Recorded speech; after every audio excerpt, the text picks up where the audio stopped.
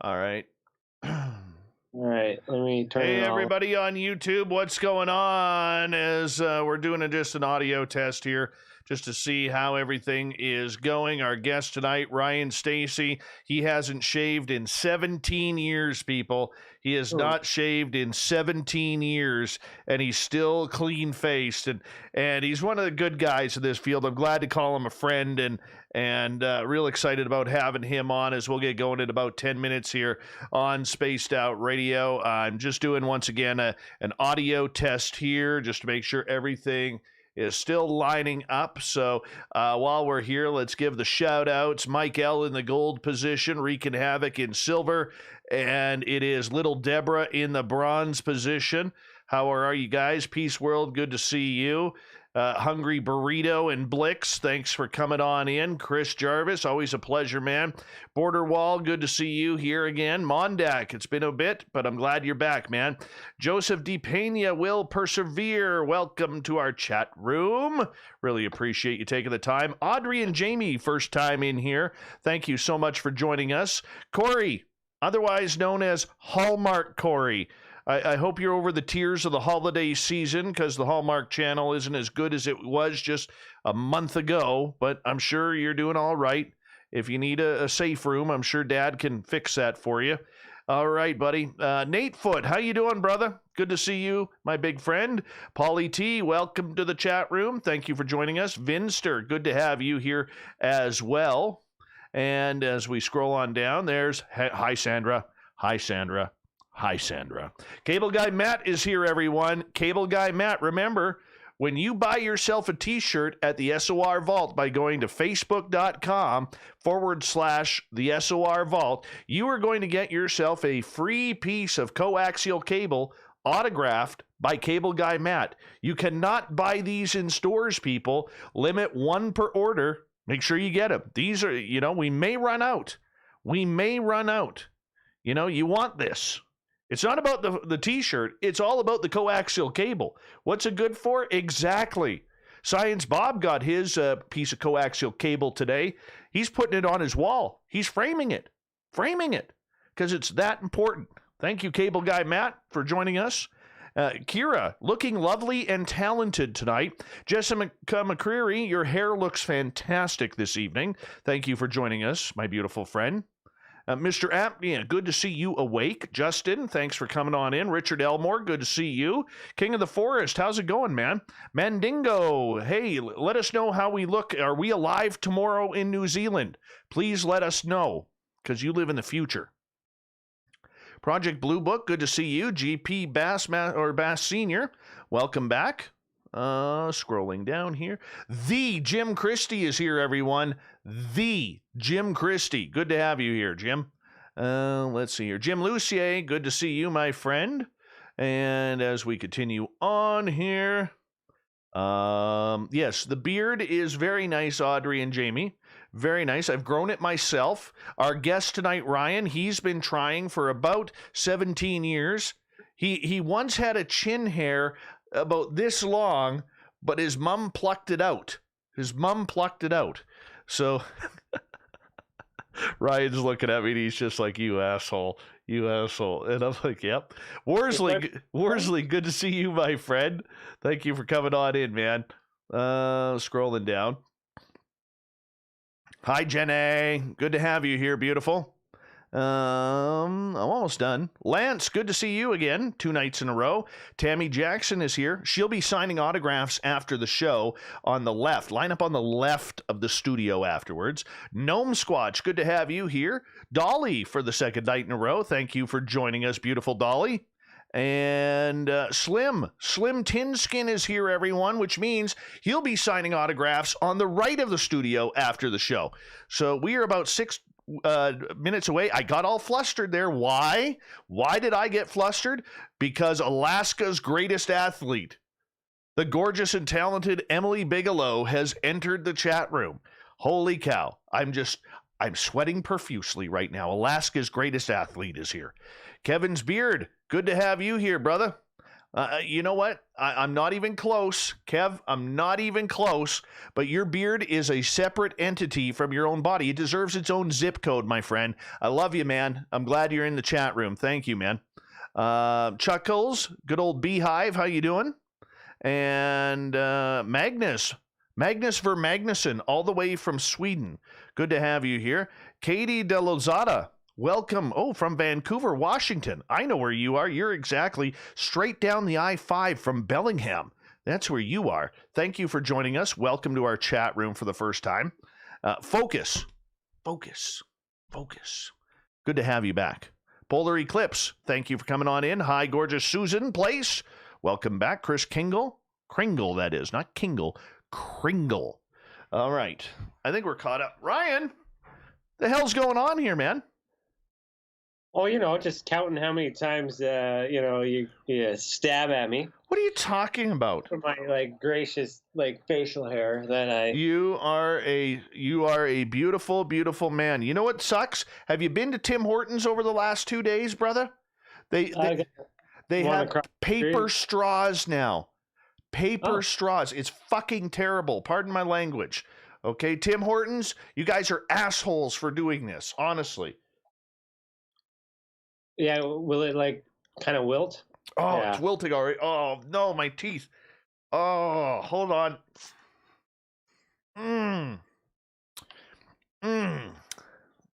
Hold on here. Elliot, good to have you here. Magnolia V12, welcome to our chat room. We're about 3.5 minutes away here. Ryan, I went to the dentist today. Old hockey wound. I had to have a filling redone. So my tooth is anything cold on it, it's like giving me that painful reaction, man. That sucks, man. Yeah. Seraphim, thank you for coming. I will not get a metal straw because I want the plastic ones back. I don't care. They're better than this paper mache shit right now. You can use a spoon. Or drink it from the cup like a normal person. Nah, that's not fun. Hold on here. So, I've never been behind the scenes before. Who exactly are you talking to right now? The audience in the YouTube chat room. Oh, hello, YouTube chat room audience. Can they see us? No, they could see me, not you. They could hear you. They can't see this beard? Dude, I mean, the way you're rocking that right now, it's amazing. It's amazing. Okay. All right. You got more hair on one toe knuckle than you do on your chin. It's true. Jose, welcome back, my brother. How are you? Bonjour, Jean-Paul. Comment ça va? Hey, Thurston Howell III. How is Lovey?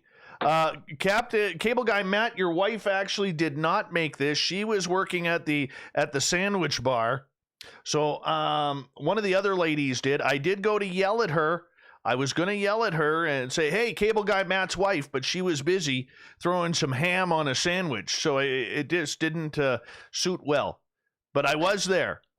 Steve Stockton, how you doing, brother? Uncle Dale and his power stash. How are you? Good to have you back, my friend. Give the mustache a little tug for me, if you don't mind. I would appreciate that. All right, Ryan, give me a sec here.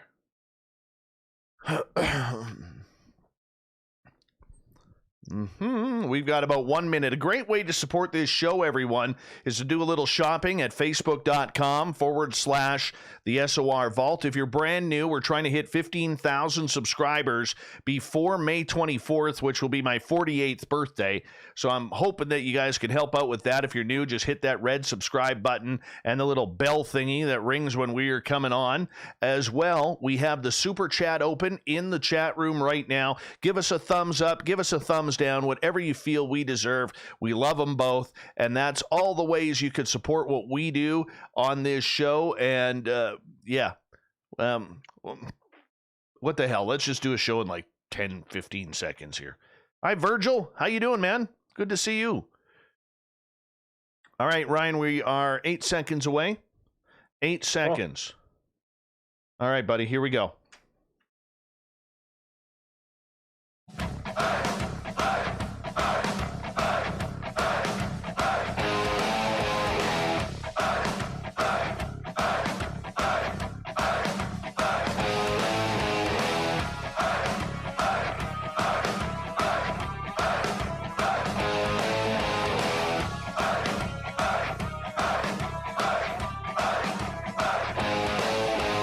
From the mountains of central British Columbia to you listening around the world, this, my friends, is Spaced Out Radio. I am your host, Dave Scott, sitting in the captain's chair of SOR headquarters.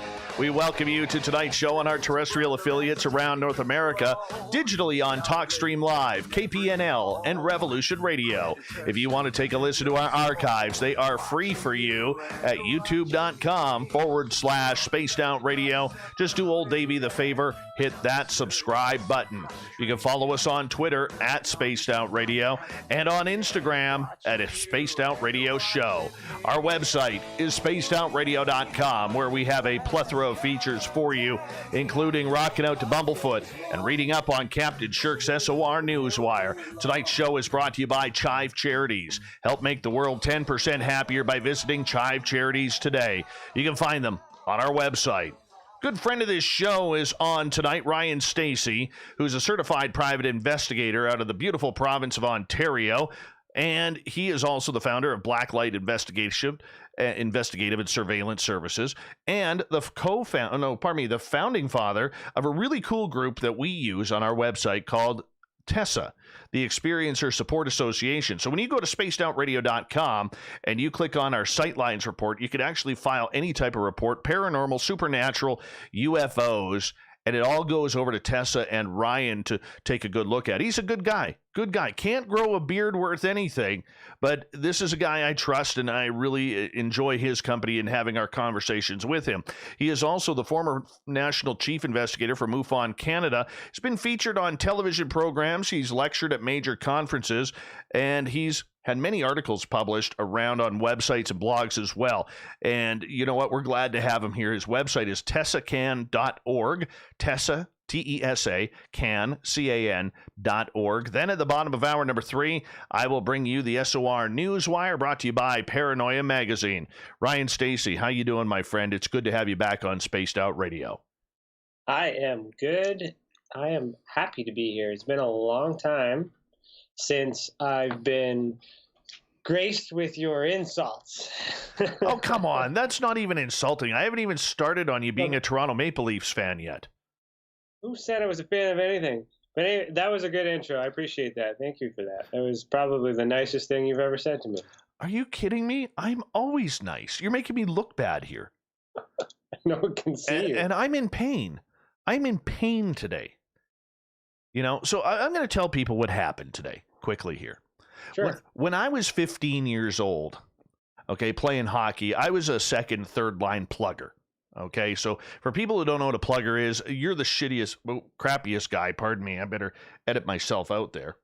I was the crappiest guy on the line, but my job was to take the brunt of the, how would you say this? The physical work. So while all the good players were out doing their thing, dangling with the puck, I'm the guy in the middle taking the beating or running a guy into the boards because I kind of enjoyed that. So here I am playing Bantam Rep hockey, and I have the defenseman coming behind the net, and I lined him up, and I could still see the play to this day. He's got his head down, he's coming behind the net, and I'm just going to put my shoulder into him and level him.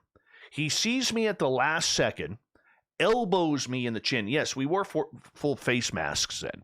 He elbows me in the chin. His elbow goes straight up my nose, breaks my nose, knocks me unconscious. And as he hit me, my teeth hit together, and it cracked this tooth. So for 30 years, I've had a filling on there, and I had to get it redone because it was starting to fall off. And I'll tell you, I've got all that nerve stuff on there now, you know, where anything cold and sensitive just drives it nuts. So that's what I'm going through right now. It's terrible. I hate that feeling. But Anyways, Ryan, we're going to talk UFOs here with you. You are based out of just outside of Toronto, Ontario, and you have this organization. You've been involved in the UFO field for some time now. You started off with MUFON Canada, and then decided to do your own thing after kind of having an epiphany that there's way more to this entire phenomena than just UFOs. Take us through that. What got you into the UFO field? Okay, well, yeah, I started back in 2015. What started, so I was a private investigator, started that 2009.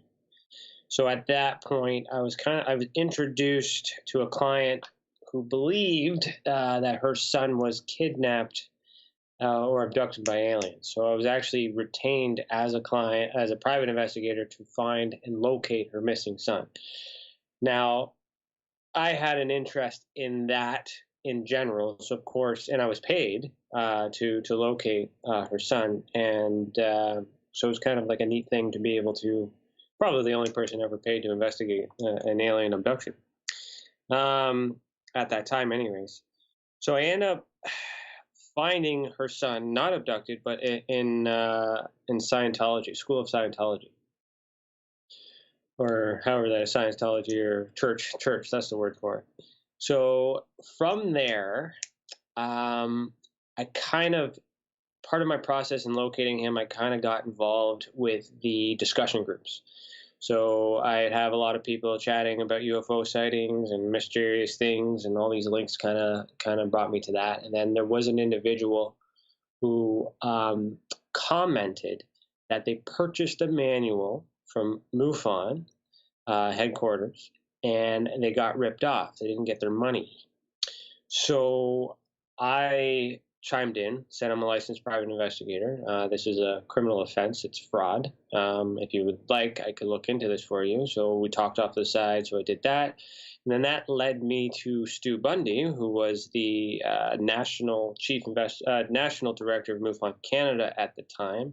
Had a quick conversation with him about the manual, realizing it was just a miscommunication in the way that headquarters kind of operated. Cleared that up. The guy got the manual. And then Stu, as the salesman as he was, talked to me about investigations and whatnot, and convinced me to purchase the manual myself. And that was the beginning of this never-ending journey into ufology. So from there, I quickly went through the ranks as a veteran private investigator. I went from field investigator to the chief investigator of Ontario, then the provincial director, then the assistant chief investigator for Canada. Then I was promoted nationally when I worked beside Jan Harzan, Chase Kletzky, Steve Hudgens on national to be the director of training. So I was responsible for teaching every single field investigator in the group of MUFON how to investigate UFO sightings. I stepped down from that, continued my work in Canada as the national chief investigator for Canada. Stu stepped down. A new player came into the game, Mark St. Germain. He tried to clean up shop. We had a whole bunch of issues around that because it was all about money. I left. Then Dave Pallet. Then I guess what happened? Mark quit or somehow got fired or something. Then Dave Palachuk took the ranks, and I started TESA somewhere in between that. So what TESA is the Experiencer Support Association, and it's essentially created to be an assist for anyone who's experiencing the phenomenon and anyone who's actively investigating or researching the phenomenon. And it's designed to bring everyone together and to investigate the phenomenon, which is also an enhancement to the MUFON Field Investigator training program that I was responsible for teaching. So whether they accept it or not, and it's actually the next step after MUFON. So with TESA, for so many people, you have seen they segregate the phenomena. Whether it's ghosts, whether it's aliens and UFOs, whether it's cryptids like Bigfoot or Dogman or fairies, whatever it may be, yet you wanted to bring it all together under one roof with TESA. Why did you feel that it was necessary to do that? Well, it started with the fact that everything else got reported to MUFON, and MUFON didn't have protocols to investigate it because their focus was UFOs. So the direction that was given to me while I was in National from Jan and the executive team in the US was to delete the cases, to disregard them, and not do anything with it. Having a conversation with Stu Bundy in Canada, and I voiced my opinion on how that wasn't proper because the impression of the people who are reporting don't know the difference. They see MUFON at that time as being someone who could give them answers, but without that back and forth to at least know why it's, or a redirect. So it really kind of irked me. So I was able to convince Stu to allow me to take the paranormal or any other cases outside of that and investigate it privately under my private investigating firm. What ended up happening is I ended up getting too busy with that, and I ended up creating a system that was able to allow me to do my work better and easier, which is now TESA's model. I'm now sharing that with everyone. But through my work in simultaneously investigating the UFO and abduction cases and these paranormal cases simultaneously, I was able to measure and trends and have data to support the possibility that it's all connected. Either, and the best way to say that is it's kind of hard. It was really hard to do it with MUFON, but now with TESA, it's easier to show because we can timeline the experiences and get a really good reading of everything that's happened in this experiencer's life to kind of pinpoint that the index event of the first event that happened, which is normally an alien abduction or a sighting report. And then years later, it's psychogenic. It's a psychic ability or paranormal activity. So these things happen in the later years, but we're able to timeline it.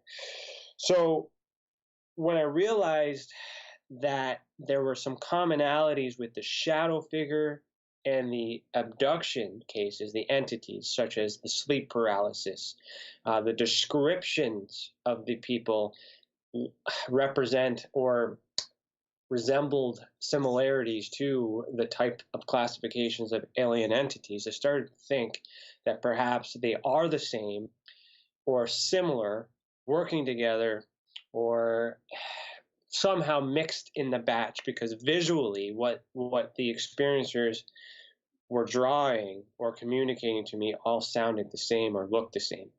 So then I started to reclassify everything for my own research by removing the fluff, removing the labels. Instead of calling it ghosts, we're calling it apparitions. Instead of calling it UFOs, we're calling it aerial activity or aerial phenomenon. We're trying to, instead of calling it Bigfoot, we're calling it a primate. We're trying to eliminate these labels and investigate the event as it is. And once we're able to identify that it's happened, then we have this compare and contrast kind of model going on. And I'm in the middle of my second year report, so the 2020 report, and the trends are showing that in our research that they are connected somehow, at least through the people. Ryan, in regards to doing this, why set up your own organization when there are so many others out there? Well, that's a good question. Why? Well, at the time that I created it, I felt like what I created didn't exist and it was needed. And what I mean by that is there are so many organizations out there that do their own thing, that investigate well, that have their own methods, their own research models, their own philosophies. And what we all have in common is that interest in the phenomenon, whether that's paranormal or UFO, and the empathy to help these people. But the thing is, as a private investigator, I work with other private investigating firms, much like a police officer will work with other police detachments for investigation. So we run, based on that philosophy, I wanted to create an environment where it was possible for other research organizations to work together and share together their information and have this global universal database where you could be independent but also part of a team. So that second level fact check verification, because like I am a private investigator, my credentials are in evidence collection and verification. So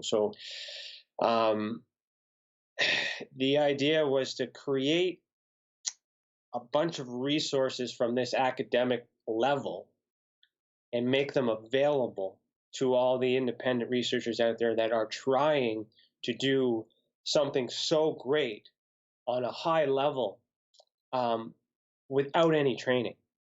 I wouldn't say without any in general, but with a variety of different standards or regulations. So we're trying to create this global regulated system that anyone could use, whether you're a veteran, you want some additional information, you want some additional training, or you're just starting out. But what's also important is me trying to explain how there's more data in the research field if you accept paranormal, cryptids, and all that other information and investigate it simultaneously. Because if we look at the history of studying UFOs and only UFOs, we don't know any more about UFOs today than we did 50 years ago. Because the word itself, ufology, is the study of UFOs, which essentially is the study of things that we don't know. So I don't understand how people could really study something that doesn't exist or can't be confirmed. Now, are you an experiencer yourself? That's a good question. I may be, has not been confirmed. And what I mean by that is I've had what we're calling visual displays, or as what's the trending word, downloads. I had the idea of TESA had come to me in an interesting way. These visual displays. The best way I can really emphasize it is like an old movie theater with those slides just going back really, really fast. And I kept seeing this map. It's called a map, with all these symbols and icons and this table, this round table, and all those other things. There's this big, elaborate, complicated system. And somehow, from that vision, by staring at this complicated series of shapes and symbols and colors, which you can find on my Instagram, I guess channeled or started getting thoughts from looking at it, and all these ideas came in. And the ideas were to basically create what is TESA today, and that's pretty well the only experience I could relate. That could be just my higher self vibrating, consciousness and all that crap. But I have not seen a UFO. I have not seen an alien. I've not seen a ghost. I've investigated over 1,200 cases in counting. I've not personally seen any physical evidence to suggest that the phenomenon exists in this world. So why do it? Because I believe that in the people, and the people are experiencing something that cannot be explained. Because I have, in my research and in my studies and of everything else that I've collected, I have people from different places all over the world drawing similar things, calling them different names, just, different attributes here and there. But it's from knowing from my perspective that I'm the only one who has seen this information. I'm the only one who's interviewed these people, and they're not connected to each other. So I know, and this state in time, that they don't know each other because they're not even in the same country. But how the hell are they experiencing the same phenomenon minutes, perhaps hours apart from each other? or months. So there's these characteristics that intrigue me. That there is a phenomenon, there is something going on, and it could be ET related, it could be alien craft, it could be government, it could be humans. I have more evidence to suggest that it's the human beings that are capable of psychic ability than I do extraterrestrials. I have more evidence to suggest that the government is behind psychic training than I do of extraterrestrials. But that doesn't mean they're not connected until we actually meet one, or somebody confesses and says, it was me, I did it. That's in my study anyway. We've got 2.5 minutes before we have to go to break at the bottom of the hour. Ryan Stacey from TESA is here tonight. Ryan, we're going to start getting into UFOs over Canada next because, that's where you're located. That's where I'm located. And we always hear about the United States or Great Britain or Mexico, but we don't really know what's happening up here. To kind of warm things up here, is Canada truly a hotbed for UFOs? Or is it something where there's just not enough people to report all the good stuff that we see coming out of the U.S.? It's definitely option B, because I believe the reach in Canada is not as great as the reach in the U.S. because MUFON started in the U.S. They are huge in the U.S. because that's where they were birthed, and that's where their marketing is. And then they spread over to Canada, and then the little stuff that's happening with Canada, the reason why MUFON Canada is the way that it is because MUFON USA didn't assist MUFON Canada. So it is a marketing thing. It is an awareness thing.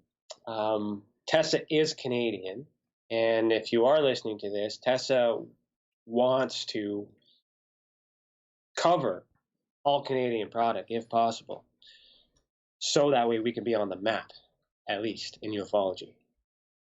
How important is that? We got 1 minute. To me, it's important because I'm Canadian. It's cultural. It's good for the nation. But perhaps we have information that could assist the States, that could assist American ufology, could assist Britain, could assist everybody. We might have the smoking gun. It's just nobody has come forward with the evidence. It could still be out there. How come it's so frustrating for you? I mean, you can hear it in your voice. It's frustrating because I've been doing this for a long time. I've been talking. I don't know if I'm talking to the right people or at the right place, or if the message is right, or if I've made it easy enough for people to report to us. So my frustration comes from the fact that either my marketing is off, or my message is off, or perhaps it's not a hot spot, and there just isn't that much sightings happening. That could be the reality too. Well, I have another debate on that we're going to go over when we come back from the break, because what I think, and maybe it's just me, I think Canadians never call in anything except maybe a moose crossing the highway. And I'm not even being stereotypical, but we'll be back on Spaced Out Radio with Ryan Stacey from TESA right after this.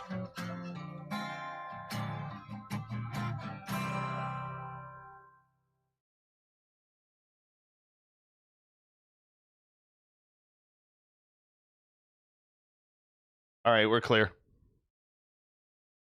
These are good questions, man. I like them. Well, that's kind of what I do for a living, dude. Yeah, you're taking me down a good rabbit hole here. Yeah, let's go down it. Hi, Sassy Sandra. How are you? EQA, good to have you back. How much time do you have for your break? You got 5 minutes, dude. All right. All right. Go get the mascara to pencil in that mustache. God, I went there already. I can't believe I swore on my own show. I got to edit that out. Like, how dumb am I? Seriously.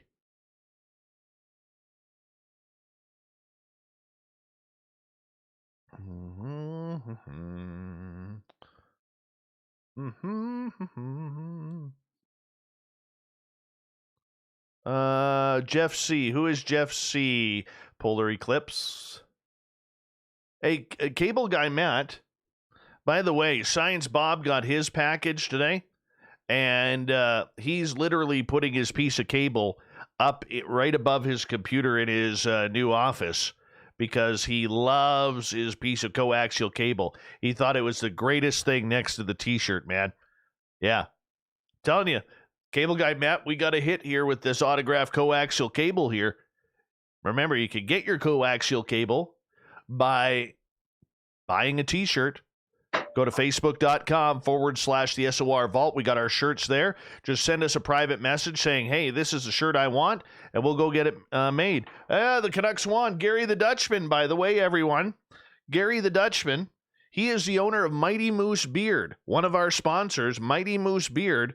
As you can see, I got a few whiskers here, and Gary takes care of my whiskers. So all we do here, just to show you, is you go to mightymoosebeard.com, you get yourself a bottle like I do, the winter blend right here, give it a little squeeze like that, fill it up, and then you just drop it into your hands like so. Woo-wee. Then rub your hands together, just massage it in, and then you just massage it in, gents. That's it. That's all you do is massage it in. Look at that. Look how good my beard looks now. Full. You know, this makes me, I'm a regular 5.3 out of 10, ladies. But with this beard oil, I'm at least a 6.1. I jumped to a 6.1, all because of Mighty Moose Beard Oil. And for the ladies, you can also massage this into your hair, and it helps take care of split ends. It's all natural. It is all in Canadian dollars. So if you're in the U.S., and you buy like some beard oil for like $20, it's only going to cost you like 16 and a half. You're saving money. You're saving money. All because of the Dutchman Gary at mightymoosebeard.com. Use promo code SOR2019. That's all you got to do. That's all you got to do. So make sure you go check it on out. You know, it's 2021, right? Yeah, we haven't changed that yet. That's Gary the Dutchman. He doesn't like... You know, that costs him money to do that, so he doesn't like spending money. Sounds like it's expired. Yeah, no, the SOR 2019 code still works. I mean, Ryan, you have no hair on your head, so, you know. No, it's true. It's all on my face. Let's see. Hello, Tammy Jackson. Let's see here. I know I missed someone here, so just bear with me. Nicola, how are you? There's who I missed. Nicola. I always like to... Drives me nuts. People come into our chat room, we got to give them a shout out. Have to. It's important. Got 104 live right now. Right on, man. Hello, people. That's Ryan. That's Ryan. I'm Ryan. You're Ryan. It's like, I'm up till 3 o'clock in the morning with you, man. This is past my bedtime. Well, I know. Den Bub, good to see you. And thank you for coming on in. Seraphim wants me to stroke the beard hairs. So there you go. Just still massaging it in, people. Look how good that looks. Oh, yeah. Just a nice little massage right there. That's it. That's all we got to do. Ryan doesn't know what this feels like. He's never done this before. It's okay, though. We still love you, Ryan. Thanks, man. Still love you. Maybe that, yeah. All right. Ryan, we got 25 seconds. Remember, thank you to everyone who's given us a thumbs up and thumbs down. Thank you to everybody who's hit that subscribe button. If you're new, we're trying for 15,000 before May 24th of this year. We're at 10,279. The super chat is open. So if you feel like you want a super chat, then you super chat. It's just the way it is. 5 seconds here, guys. Let's get this thing going.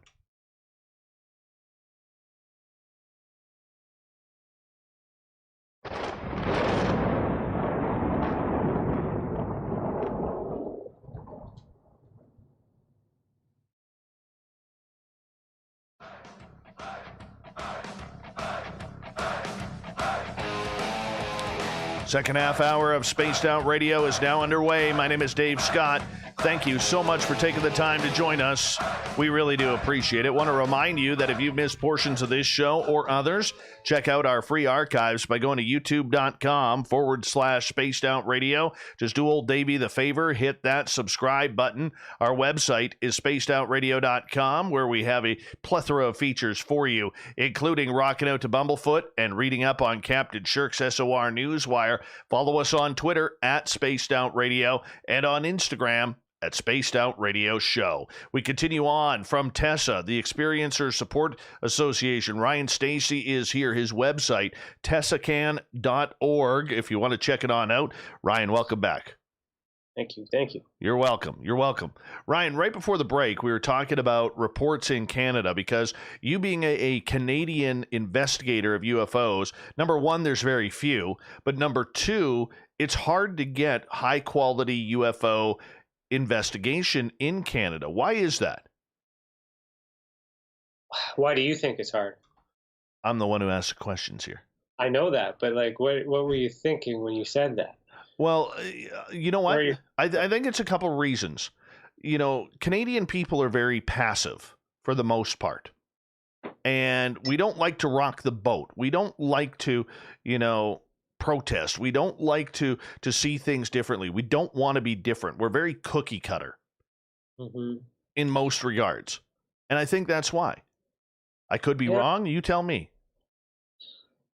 Well, I think it's a lot of things. I mean, we are consumed in American politics, in American ufology. Like, I mean, even though we're not American, we are very involved with the rest of the world, and we get a lot of stuff from our American friends.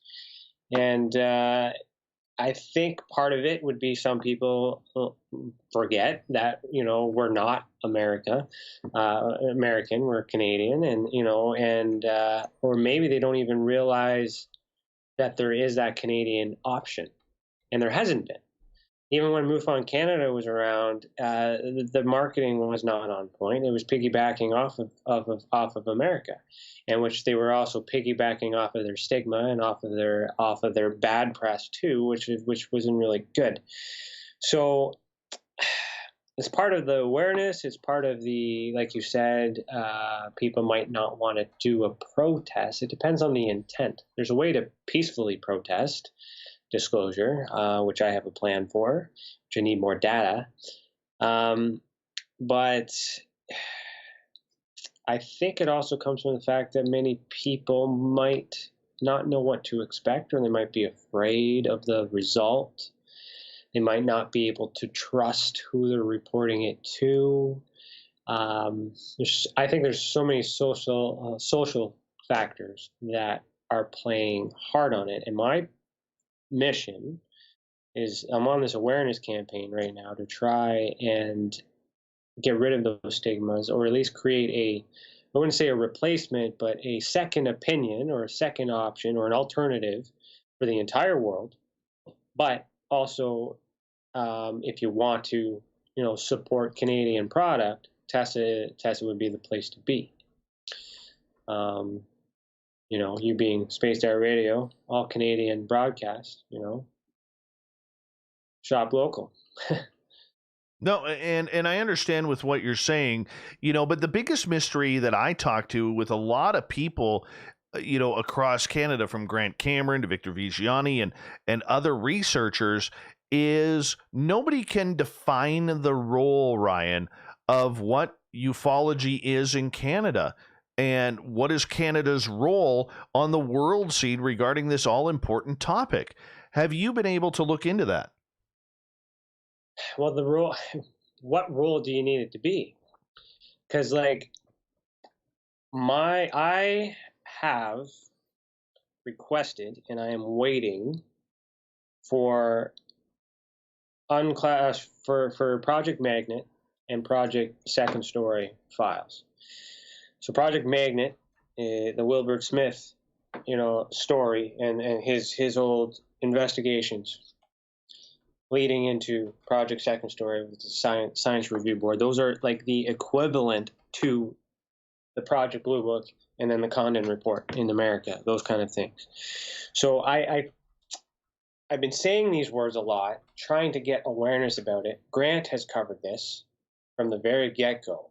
He's got all the information on Wilbert, all the information on Project Magnet on his website, but it's just not being covered enough. I think so what I'm trying to do is once I get the documents, I'm going to retell that story from the beginning again under new light, almost like how Jeremy Corbell and Bob Lazar retold the Area 51 story, right, with a little piece of new information to kind of just let people know that Canada has something too. And the interesting thing, I've realized that Canada is very open. Canada has a database where they actually log their UFO sightings with the RCMP. If you actually speak to the Department of Defense, they will help you. They will talk to you. They will assist you. But to define their role, I think no one's really asked, no one's really produced anything in Canada, and I just feel like it's there and it's available, which I've discovered. It's just no one's ever shared it. So I have information that hasn't surfaced. I just haven't got around to publishing yet. I'm working through that. It will go onto our website as I go through it. I'm building a team to help me go through these old documents. Grant Cameron was nice enough to gift me some of Friedman's files. I'm going through those right now. And what I'm also trying to do while I go through these is add these to our virtual database on our website so that other investigators in the future, present, some other place in the world can come to our website and see the files and find them exactly where they want them, almost like how Greenwell does on his Black Vault, but Canadian. So I think we're behind because no one's done it. As a UFO, as someone who's been in this field, I've observed how everyone's done it in Canada. I've done background checks as a private investigator on everybody in the game, not to find criminal activity, but to understand where they were, how they evolved into the icons that they are today. And in doing that, there's a lot of things that were missed and a lot of things that they didn't focus on. And it's not because they're not great. It's just because that wasn't what they were interested in. Victor Viggiani is great. He got the NORAD files at the beginning of his career, but he hasn't got anything new in a while. So I don't know if that's because his priorities had shifted, and he's still doing good work now, but everything's shifted. Look at Grant. Grant has stopped doing sightings. Now he's focusing on consciousness and experiencing. So everyone is shifting. So for me, I don't want ufology in Canada to die. And I'm afraid that with the age of all these greats that we have, that if I don't create an environment where a new generation could continue, and if disclosure doesn't happen, then ufology will die. And so I'm going back to the past, but looking at it under new light, providing my criminal investigative skills to present it on a website so that way the future can always pull for it. And when we train everybody on this new hybrid method where you're able to investigate simultaneously all phenomena, we should have a huge compository of data if disclosure hasn't happened yet. And even if disclosure does happen, it's probably not going to be in the form that we want it to be. Ryan, I want to ask you, in regards to what Canadians are reporting to you, what they are seeing, is it just UFOs or is it about ET contact? Can you share a few stories with us? I should have prepped some stuff specifically, but I can give you. I'm trying to think of one case I'm working on right now. There is a case in Edmonton that is very fascinating to me. It's got a good, solid piece of evidence. The witness is working with me quite well. He has video evidence. I would name him, but I don't know. I don't have the report in front of me to know if he wants to be confidential or not. But the video has a low-flying object with what appears to be 3 lights on a slow repeat pattern moving above some trees in a linear fashion. So he was at a stop sign. He had videotaped that. And then there was a secondary witness that saw the craft or the object, whatever it was, saw it turn vertical. So the lights had went from horizontal to vertical before it disappeared behind a field. Now, when I did my investigation report, triangulate, found the right spot where the original witness was standing when they took the video, I was able to gauge the size, the minimum size of the object to be 13 feet wide. That's at a minimum because I don't have anything to reference it further back, so it could be larger if it was further back, but from the closest point to the trees, 13 feet. The path that it took, if I continue that trajectory to the secondary witness that saw it, it's on a straight line. And if I were to continue past that, it goes directly to the Canadian Forces Base in Edmonton. So I've done a Freedom of Information request on that one. I got confirmation actually today that they received the information request, and they're looking into it to confirm if anything picked up on the radar because it was within 7 kilometers of the base. So that's Canadian. That's happening. That was, I think, a couple months ago. That's one I'm recently investigating because it's still open. I do get entity reports. I do have abduction reports. I do have crafts, triangular crafts. I do have apparition reports, ghost reports that when drawn look like shadow figures or look like cloaked reptilians, but yet they classify them as entities or ghosts. So that's another social issue that we have in this mix of things. People are calling them different things based on how they were raised in paranormal and ufology.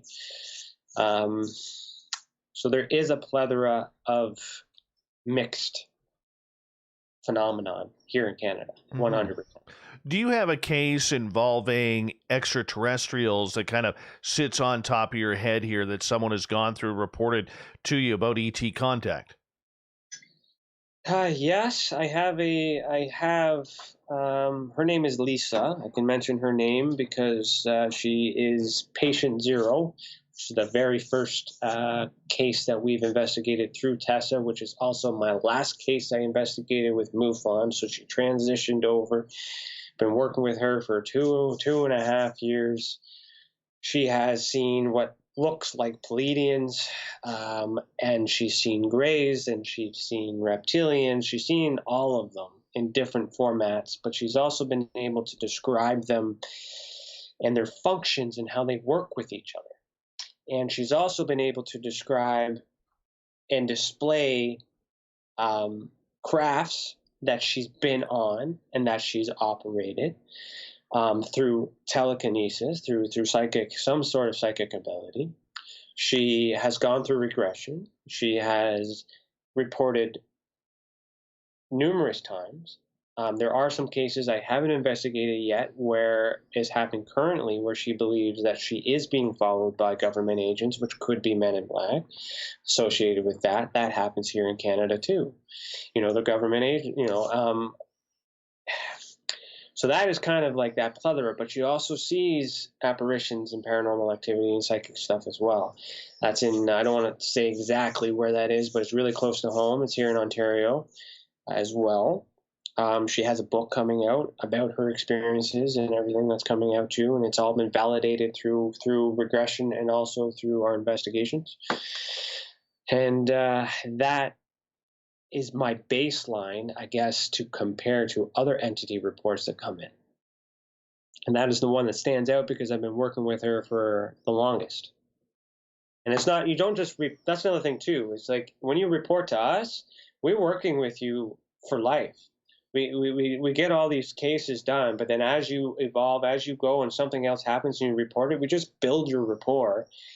And then, like I said, when we timeline it, Lisa was able to create a book through one of our referral programs. And you can kind of really understand why she's the way that she is today when you look at each of these cases that have been validated throughout the years. So we investigate the phenomenon, yes, but through the people, if that makes any sense. Like, I learned so much more about UFOs, entities, ghosts, cryptids by investigating the people, by studying the people, to kind of figure out what their makeup is that allows them to have these opportunities. Because I don't see these things, I don't feel these things. And I noticed that these characteristics, such as A positive blood, or the A blood is the most common blood in our research for experiencers, which goes against that O negative theory that's been out for a while. So the evidence that we have doesn't match to the mainstream things that have been going on right now. So either there's been a shift, or we just happen to have a huge population of A positive blood in our research and in what we're doing in our trends. And that's the other thing too, man. Like, no, not one reporting agency who collects data is going to have a full consensus of the data unless they're able to monopolize the market for the entire world. So our study is based on the variety of people that report to us from wherever they are, which is another reason why we break it down to the roots. So it doesn't matter where we are. Geographics don't matter. It's the phenomenon that we're measuring. Also, there's a second level to this. Once we get the data, we put the reports out for the public to use and to see. We expect them to use this to compare their own research to. We release that to the public. We then conduct experiments based off of our own data. So if this type of individual is able to be a UFO magnet, as one of the trendy terms, then we're going to set up these variables based on these experiences to recreate that environment so we could capture this. And that's another thing that most people aren't doing, is they're collecting data. That's great, but they're not using it for experimentation in the scientific method, which is something TESA is doing. Ryan Stacey is our guest tonight on Spaced Out Radio, talking UFOs over Canada. Ryan, we got 5 minutes before we have to go to break at the top of the hour. Canada, considering the majority of the population, about 90%, lives within 100 miles of the Canada-U.S. border. It's only freaks like me that decide to live in the colder tundra of the country. And, I mean, I like it better, but that's just me. I'm weird that way. Weird. But I have to ask you, with all the population being so close to the Canada-U.S. border, we're not getting a very accurate picture of what's happening north, are we? No, you're absolutely right, because majority, if I were to look at my map, because on the website we have a visual display map, so a world map of our reports. They are lower Canada and upper USA. It's like almost on the border. But is that because of our reach? We don't know. We don't know who's reporting from where and who hears from what and all that other stuff too. But I do have some stuff in northern provinces. But I want to blame that on marketing. I want to blame that on awareness and whether or not some of the, like Nunavut and Yukon territories, do they actually, are they involved in this type of phenomenon? Like it's, or is that a Aboriginal thing, Indigenous thing, that they're just spiritual people and, they believe they don't need to report. They know, we have a lot of that in our culture too. Maybe we're not, we have the answers. We just know, right? It could be that Canadian approach as well, right? Well, I mean, the fact that the majority of population in the northern areas. There are a lot of First Nations and Indigenous reservations and reserves out there, and a lot of those populations will always talk about the star people. Are we putting enough emphasis on the experiences that this great people of great culture are having? But well, I would hope so. It's based on the reports. Like I'm paying attention to the experiencer reports on entities. If I were to scale it, I get more entity reports than I do sightings.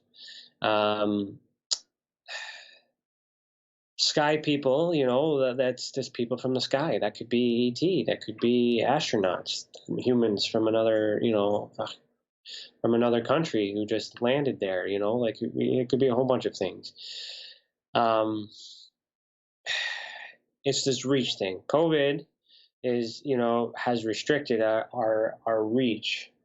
But as soon as the borders open, I plan to do a Canadian tour and physically have workshops and spread the word of our mission to hopefully create awareness to all these other provinces in the area, so that way they know that this is available to us. And I think that after I do that, we'll start getting more reports. Somebody has to do it. Even when I was with MUFON Canada, I was the director of the entire country.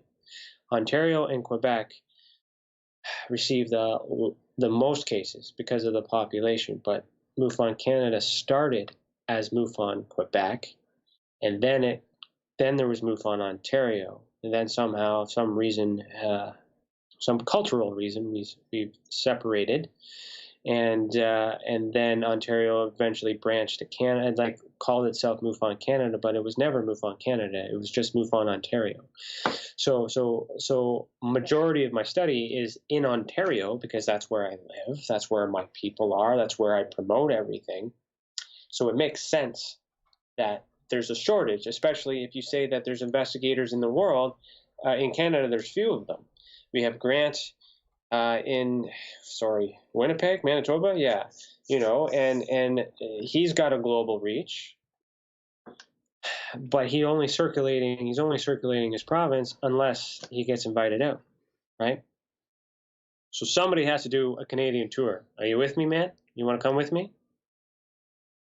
Maybe. We should do a Canadian tour. We should. Get it sponsored by a real Canadian type company too. Yeah. Are there any of those left anymore? I don't know. Well, Blacklight's certainly sponsoring TESA right now, so meet me. Let's go coast to coast. Why not? Let's do it. Once COVID ends, let's do it. A UFO tour right across Canada. And paranormal, all of it.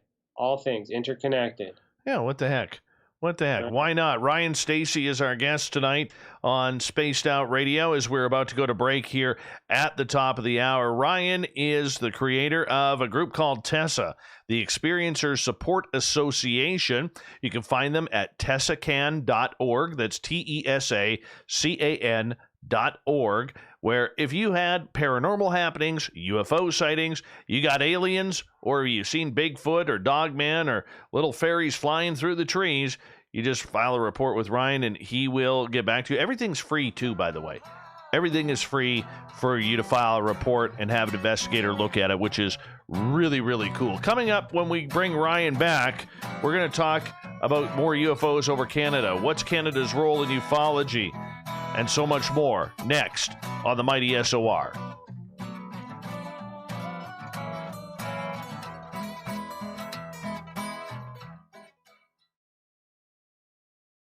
Okay, Ryan, we got 6 minutes. I'm just going to run my dogs outside, okay? Yep, okay, cool. Goodbye. SOR Space Traveler. The Space Travelers Club is a place where you can interact with other listeners, either live during the show or on our great forum. We want your stories, pictures, comments, and ideas. You'll get live video streams, exclusive content, and be a part of our newsletter. Stay in touch with everything SOR. The Space Travelers Club is just $5 a month at spacedoutradio.com.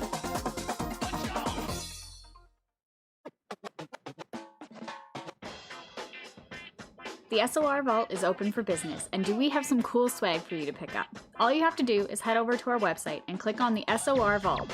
You have a variety of cool logos to choose from and put them on anything you want. T-shirts, hoodies, hats, coffee mugs, you name it, we can get it to you. So do your shopping by supporting the story you love. Get your Spaced Out Radio swag at the SOR Vault today.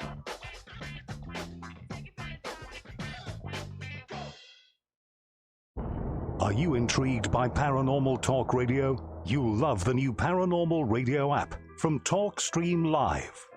You'll find a great selection of talk shows covering UFOs, ghosts, strange phenomena, and much more. Download the Paranormal Radio app now and start listening to the very best in paranormal talk entertainment, including the network you're listening to right now, the Paranormal Radio app, free in Google Play and the iOS App Store.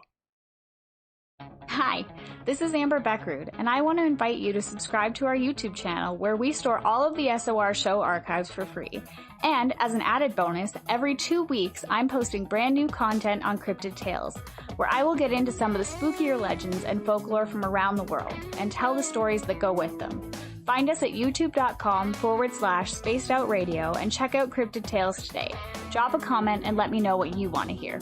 See you there. I'm feeling a little spicy tonight. What to do? What to do? Why not get Bumblefuck? 4 million Scoville units of pure hard rock. Bumblefoot hot sauces come in 3 flavors. The burning Bumble. Tone it down a bit with Bumblicious and throw the sauce on everything. Spice it up.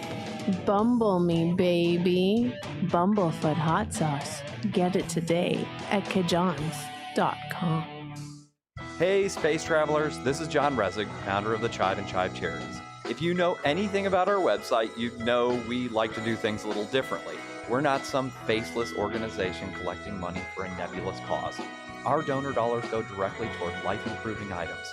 Then we give those items directly to an underdog who needs it most. To become a donor with Spaced Out Radio's official charity, Chive Charities, just go to chivecharities.org/donate. Get your horns up with me on Spaced Out Radio. This is Ron Bumblefoot Thal. Come tune in to SOR where you can hear me rock out with Little Brother Is Watching, the official theme song of Spaced Out Radio. And then come on over to bumblefoot.com where you can find out about my tour schedule, my music, and everything else. Bumblefoot.com keeps you up to date on what I'm doing and the best way to stay in touch with my music and music camps. Sign up for my newsletter at bumblefoot.com and remember, Little Brother Is Watching. The party is always on at the Moose Vancouver. The Moose Vancouver is where you want to be when visiting Canada's West Coast. Open until 2 a.m. nightly, the Moose cranks up the rock while serving some of the best rated food in the city. The menu starts at $6.95. Why party anywhere else in Vancouver when the Moose is right there? Get your horns up and rock with the Moose, the official party bar of Spaced Out Radio. All right, I'm back. We got 2.5 minutes. Okay, cool. All right. What's happening there, Ryan Stacey, at ryanstacey.com? It's just chilling, man. ryanstacey.com. I should probably make my own website, eh? Instead of promoting everybody else.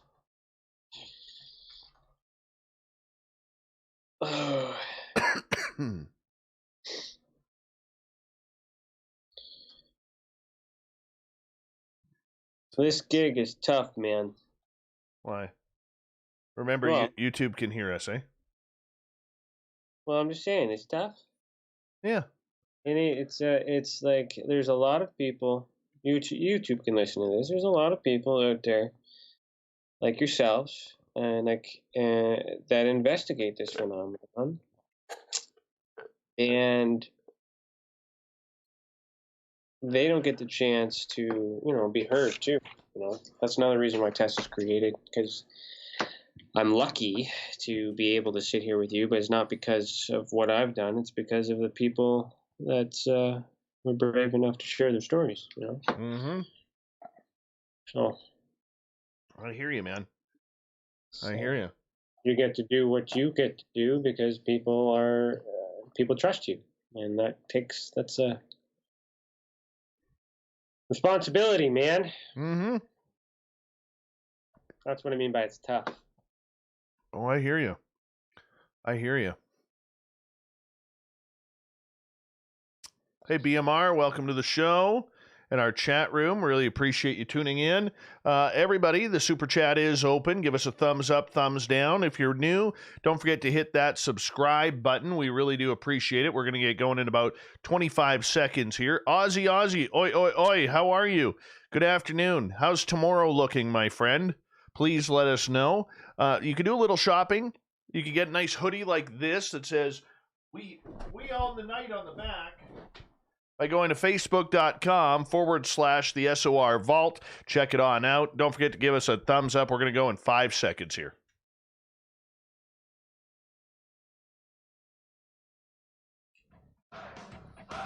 You're listening to Spaced Out Radio with Dave Scott.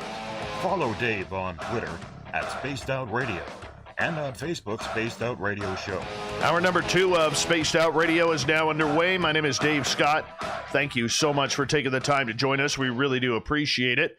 Want to remind you that if you have missed portions of this show or others, check out our free archives by going to youtube.com/Spaced Out Radio. There we go. Do us a favor. Hit that subscribe button. We welcome back everyone listening in on our terrestrial affiliates around North America and digitally on TalkStream Live, KPNL, and Revolution Radio. The Desert Clam has set the password for tonight in the SOR Space Travelers Club. What do you got for us tonight, Clam?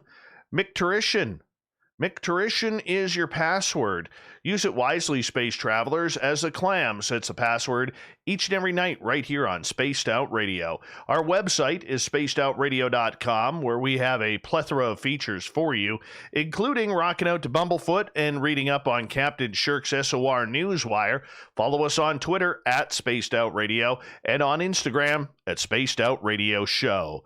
From the Experiencers Support Association, TESACAN.org, we have Ryan Stacey, the creator of it, on with us tonight. UFOs over Canada is what we are talking about. Ryan, for the reports that are coming in about UFOs across Canada, what are people seeing in the sky? People are seeing a combination of, I guess I would say, orbs, lights, that have strange maneuvers that do not seem to make sense at a low proximity, close range, close encounter, I guess you could say if you use the Hynek scale. We have had reports of craft. By craft, I mean what appear to be cylindrical or dome-like shaped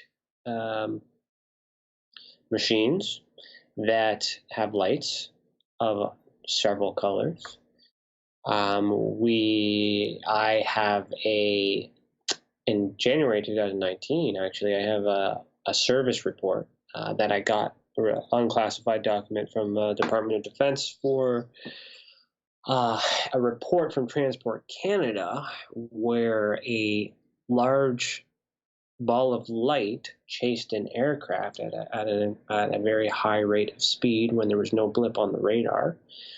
So that's one of my personal investigations that I have on a government document to link to. Just trying to think from memory. Yeah, that one's in Texas. Sorry, I just recently did one in Texas that was like octagon shape. I don't know. I'm just thinking in general terms because to me, it's all over the world, right? Canada's where. But focusing on Canada, are people seeing black triangles? Are they seeing rods? Are they seeing silver discs? What are most people seeing that you hear of? From what I'm seeing, it's mostly orbs. It's mostly odd lights in the sky. The crafts that I don't see any triangles in my research. I don't see any cigar shapes. I don't see any of these stereotypical, or I don't want to say stereotypical, all these common ones that we hear about in mainstream. They do exist. I see them on other forums and stuff like that too. But yeah, it's never had to think about it before, but I feel like we're lacking in that part. Or maybe we just Paranormal Canada here, you know? No, and I understand that, you know, but does it matter in what you have seen? Like reports coming out of British Columbia, are they different from Saskatchewan comparatively to Ontario, comparatively to Nova Scotia?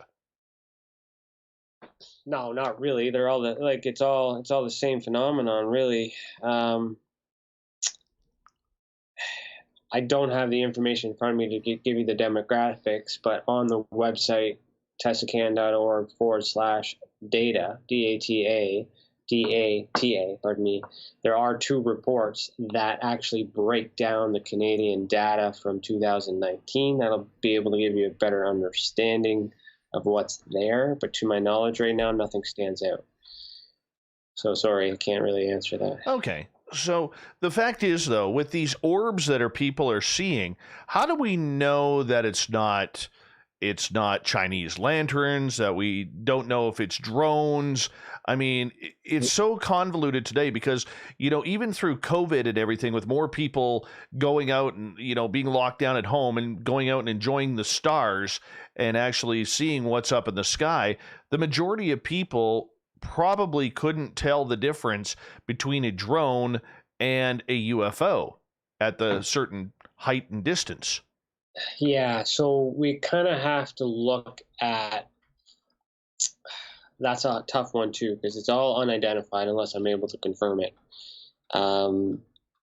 with the evidence that comes from the witness. We always work with the witnesses too, because they're the best investigators. You know, they'll go out, take daytime photos if we tell them to, they'll draw if we ask them to. So I got to see it. So once I see it, I kind of have an idea of how I'm going to start this investigation. But like, if it's to rule out possibilities too. So if we look at the cardinal direction in which it's traveling, and we measure that against the wind direction that's present on that date and time, if it goes against the wind, then it would suggest that this object is propelled somewhere. So it might not be a sky lantern because it's not free moving with the wind. It may be a drone, but then there's no sound. So if there's no sound, then we have to look at the height. Is it high enough for you to hear? Is the hum low enough that you can't hear? We got to look at your hearing, all those other things to kind of like really figure out whether it's a drone to that respect. Is it blinking? Then we can look at, you know, there's enough data online once we have some evidence to get a pattern to kind of see, to link it and to verify the possibilities.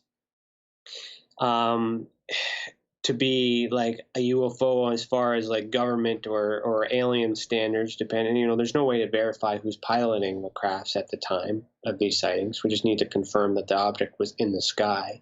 And then from there, we would do a further study of the group, which is something we'll be doing later this year as well. A deeper dive onto each of the phenomenons to give the demographics, or sorry, the characteristic attributes, pardon me, of each of it. So for me, I just basically try to rule everything out. Could it be a health? Because like with MUFON's training too, it didn't really teach you how to investigate an unidentified object because we don't know what it is. It gave us tools and tips and hints on how to compare what you're seeing to known objects. So does it match the characteristics of an airplane? Does it match the characteristics of a helicopter? And then we kind of rule all those things out, and then we look at what we're left with. Does it make a sound? So it's, you know, it might not be a drone, but it could be. So the problem is when the reports come in, the witness is excited. The witness believes it to be ET. It believes it to be something that it may not be. So we have a little bit of excitement that we got to work through, and then we got to look at the facts and look at the images. We got to look at the movement. So, long story short, I think it's really hard to definitively decide between a known and an unknown with all the possibilities that are out there. And then I believe that if it's government, they wouldn't be so nonchalant about it. If it was ET, I think I would believe they have the technology to not be visible unless they want to be. So then we can get into human-initiated contact, and all that other stuff. So I'm always on the side of it not being supernatural, but the evidence I can't confirm. So because I can't confirm one way or the other, it's always an unknown. Because I believe that it also could be UFOs and ET because of all the other supporting evidence from all over the place. So how do you define whether or not it is man-made or something a little bit supernatural and not of this world? I can't, and I don't think anybody really can. That becomes opinion, a disposition based on the evidence in the report. I do get lucky sometimes where I'm able to check satellite data and be able to see a satellite moving at the same time and speed as described by the witness, and that kind of validates the possibility of it being a satellite. A lot of people think satellites don't fly at low orbits. They do, but how low is low in comparison to the vastness of the entire space? We had a huge issue with Starlink. We still do. Like 50 to 60 satellites in sequence zipping across the sky. That looks, mysterious. But if the witness gives me the exact date and time and location, I'm able to actually verify that. So that's because there is a database that I can pull information from. So I can't confirm right now because I don't have a proper database to pull existing data from to compare. So while we're getting our cases of unknowns, we're creating that database so that when we get another one, we compare it to our control sample. And when others get cases, they can start and get caught on to what we're doing. They can compare theirs to ours, and hopefully we'll have this database. And when I say database, it's not a list of stories. It's not a list of documents. These are the actual visuals. So you're going to scan through anything that's labeled as an orb or a craft, and you just scan through until you see something that resembles what you're measuring. And over time, with more reports and more stuff coming in and more evidence that we can confirm as being the best evidence, then I'll be able to hopefully go back and look at some of the previous years that I thought were unidentified because I didn't have all the information, and maybe I might learn something from my new cases that will help me go back and reclassify my personal unknowns. And that was something that really bothered me with MUFON is they have tens of thousands of or 100,000 cases, but it alludes to the fact that they're all unidentified. And the people that are unidentified them have a variance of there's no standard, there's no regulation, it's all opinion. And just because it's not known to me, it doesn't mean it's not known to someone else. So when we put it on the database, my hope, my intent is that someone might come along and say, hey, I'm so-and-so from someplace. I've seen that before. I know what it is. And if they're going to tell me what it is, I just learned something. And then I change the classification. It becomes an identified. We announce it. We thank this person. And I'm probably asking that person to be on my team because I learned something. As an investigator, I'm always learning from other people too. So I really hope that in the future, as I network, that other people start using our data and start adding to the data and start molding the system so that way we can have usable data. Because there's a lot of shit data. Bad data out there. Sorry, pal. That's all right. I'll get the old edit button going there. Yeah. But Ryan, in regards to the data and how you try and break it down, I realize you're a very analytical person. You want to know the data. You want to know what is happening with the statistics to try and find some sort of patterns. Have you found any patterns at all that seem to be a little anomalistic regarding the phenomena?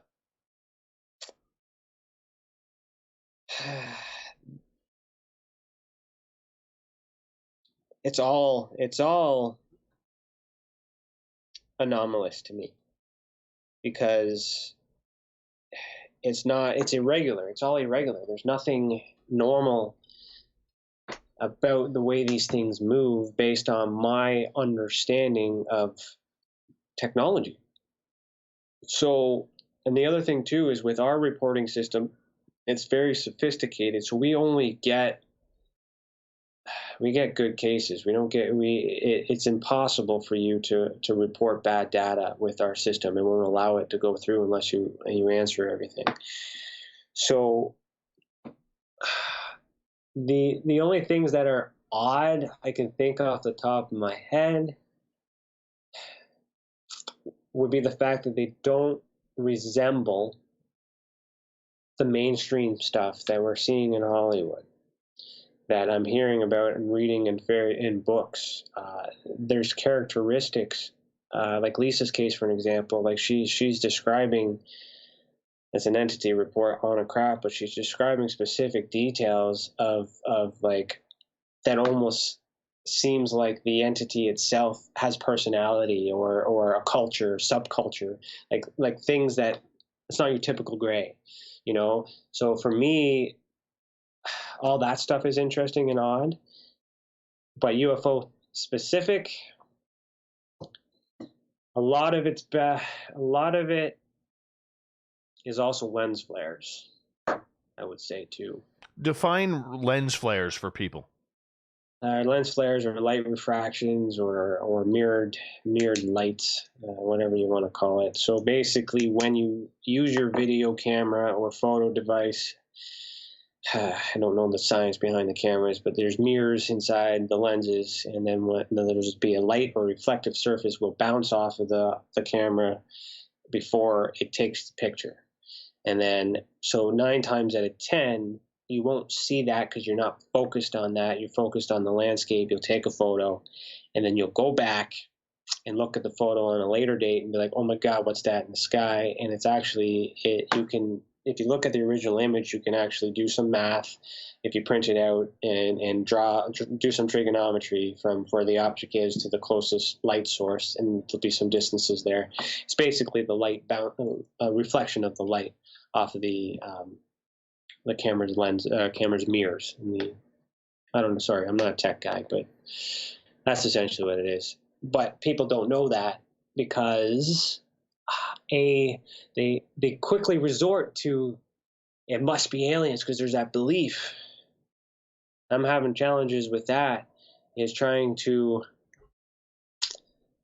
believe everybody, but also educate them that, yeah, the aliens still exist, but this wasn't an alien. This was, you know, light bending, a normal thing. Okay, so what about satellites? Because a lot of people confuse satellites with UFOs.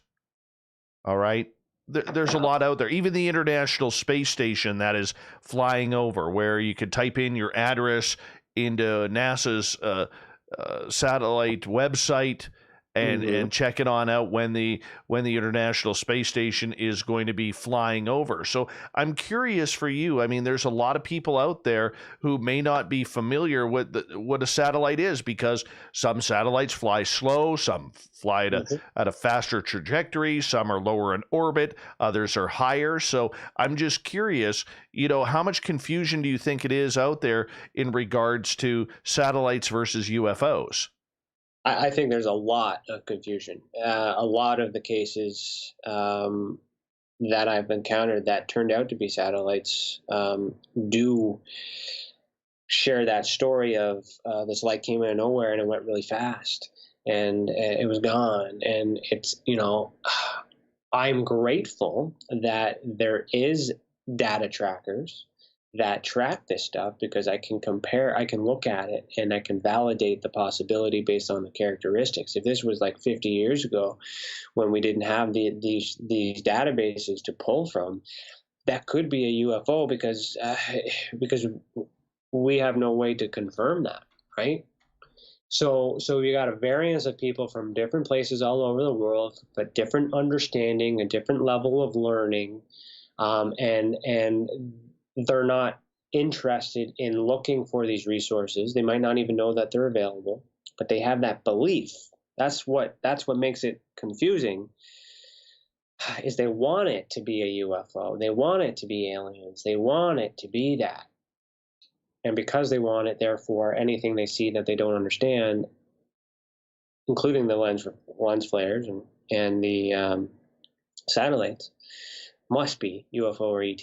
And that is common. How much of these sightings are actually aliens? I'd have to say none of them, because we can't confirm that. My job is to confirm and validate that you saw something and something was in the sky that time. And then we can interpret what that may be once we're able to pinpoint that there was something there.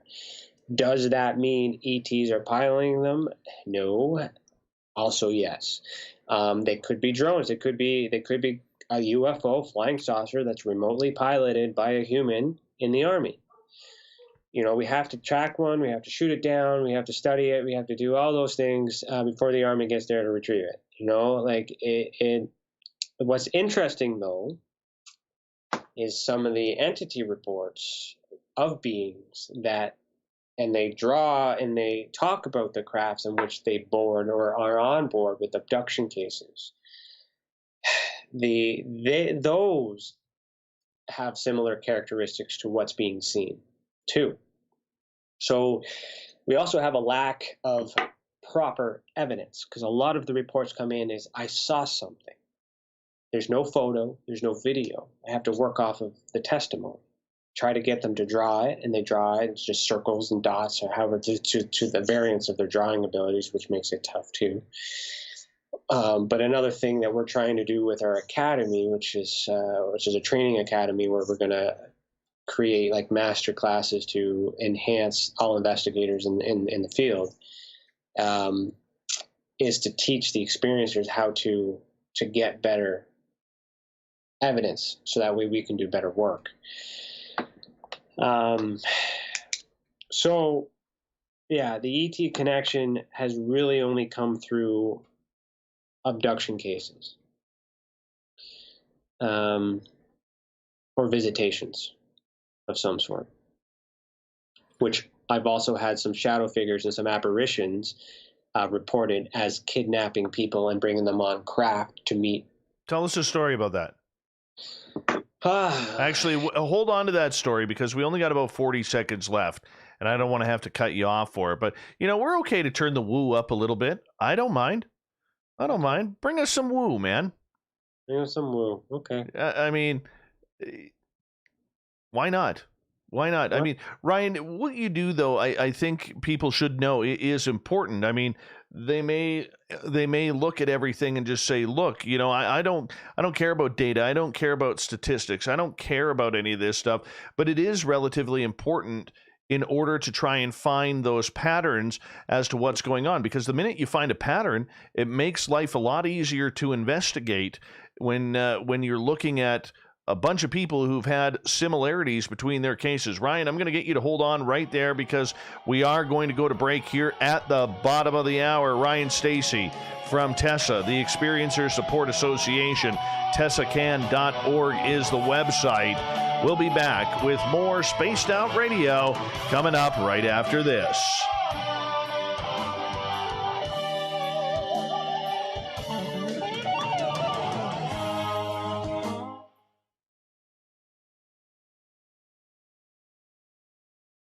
Hey, buddy. Hey, man. Doing good. You doing good? Well, I hope so. Like I'm really, I can only speak to what I'm focused on, but like, as you can tell,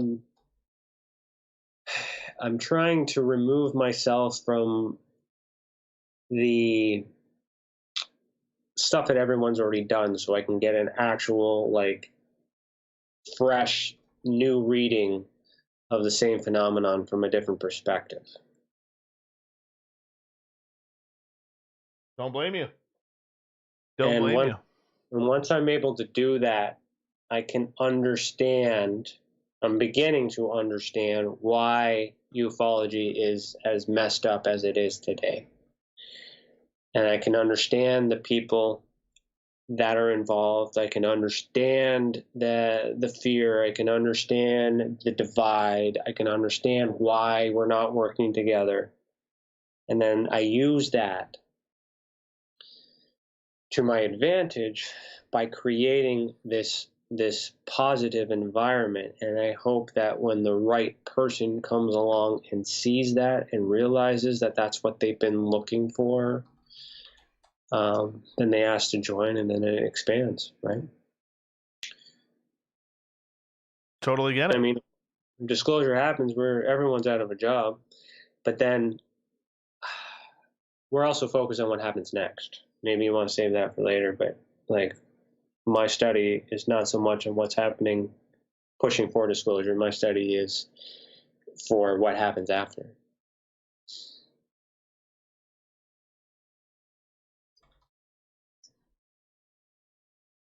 Well, let's get into this. We'll go into some woo. Give us a couple of the woo, and then we'll get into disclosure after that. Okay. Yeah. Aussie. I cut my last haircut I had was where I cut my hair was back in August. So I'm growing it out again. Yeah. Growing it out again.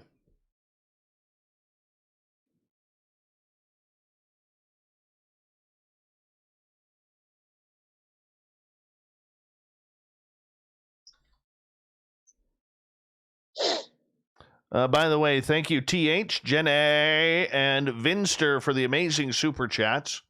Really do appreciate the support. Thank you so much. Much love to each and every one of you. And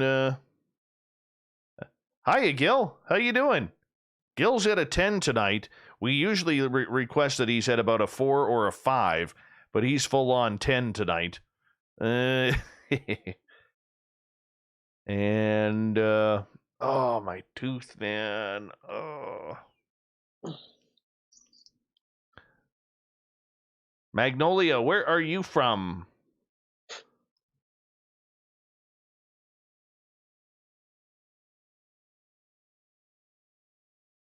Super Ryan, wearing the Canadian plaid. Definitely am, man. Why not? Ready to go swing an axe. Represent, man. Someone's got to take, that's another thing too, is like, I know we're still alive, but like,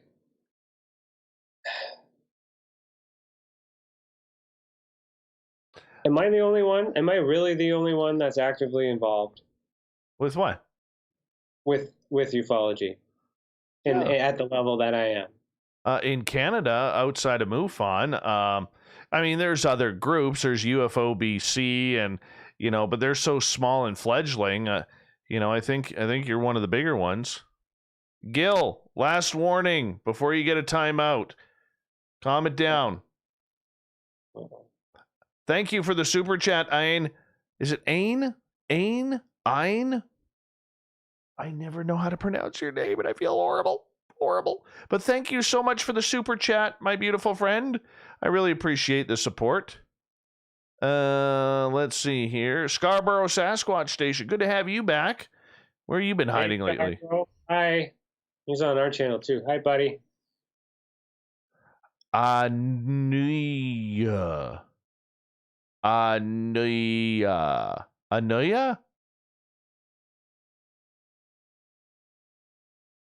Is that a name or an emotion?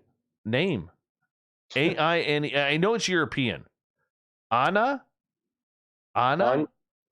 Is that it? Anna? Anyways. How you spell A-N-A? A-I-N-E. Anya. There it is. Anya. All right. Thank you to everybody for the amazing super chats. Really do appreciate it. And we're going to get going here in like 5 seconds, everyone. So let's sit back and relax.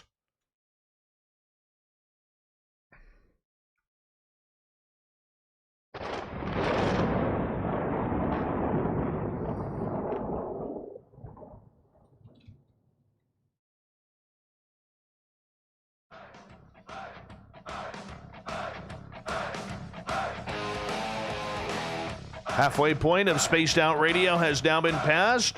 We're into the second half of the show here. Thank you so much for tuning us in. My name is Dave Scott. Really enjoy each and every one of you listening in, because the more listeners, the better. So tell your friends that we talk woo in the middle of the night, wherever you may be. Remember, our archives are free by going to youtube.com/Spaced Out Radio. Just do old Davey the favor, hit that subscribe button. Our website is spacedoutradio.com, where we have a plethora of features for you, including rocking out to Bumblefoot and reading up on Captain Shirk's SOR Newswire. Follow us on Twitter at Spaced Out Radio and on Instagram at Spaced Out Radio Show. We continue on with TESACAN.org. Ryan Stacey from the Experiencers Support Association. Ryan, welcome back. Thank you. Ryan, right before the break, you were going to share with us a couple of woo stories that you got going on with shadow people, with aliens, with all weird stuff. What's one that sticks out in your mind? Yeah, so I was just trying to think of like a couple cases that had like the hat trick, that had, because that's what I like to see because of everything. I had this one guy, I can't remember the story that well, but he allegedly was picked up or abducted or taken by what he described to be a shadow figure originally. And the shadow figure was able to pick him up in both arms and carry him through a portal, through the door, in his closet. And after he went through the closet, this portal, he ended up being on a craft or a vessel or a bed or something, the corridors, all that stuff. And then that's when he saw a combination of Pleiadians, reptilians, and Greys, according to what's been already documented or described. When he drew this out, so I could visually see what he could see, the shadow figure had red eyes, which really stood out to this guy. But it was a really beefy looking shadow figure. It was like the Juggernaut from like X-Men. Like it wasn't the typical slender, slim shadow figure.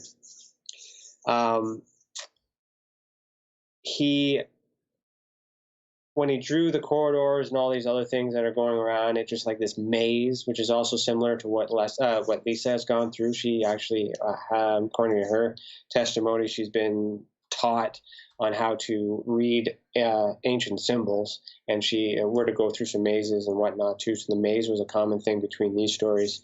Just thought of that now. As he drives, going through the maze, and remembers being on this hovering slab of a table of some sort. He was just being observed. It wasn't, nothing was being added to him, or there was no danger or anything like that. But he was being observed by all types of these entities. So we have the reptilian, the one that's the blonde hair, blue eyed, which could be the Pleiadians, and there was what looked like a stereotypical Grey, all analyzing it. But then he described to me that they were in this garb that looked similar to the operating room that we would have here on Earth. And he also mentioned military people being there. So the uniform, though, that he drew, it didn't resemble a current American uniform or Canadian uniform. But I did some verification checking and was able to analyze what he drew to some historical uniforms. And it used to be like the old Canadian kind of garb that we used to use prior to what we have in service now. So I thought it was kind of interesting that it was old stuff.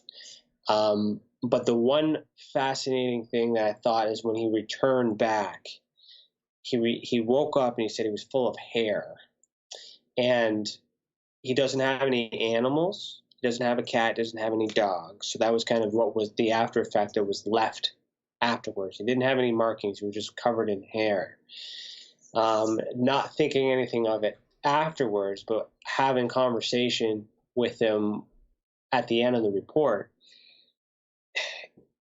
it almost looks like that shadow figure that was muscular and bulky may have been a Bigfoot type creature that picked him up and brought him through this portal and was examined by all these ETs on this craft.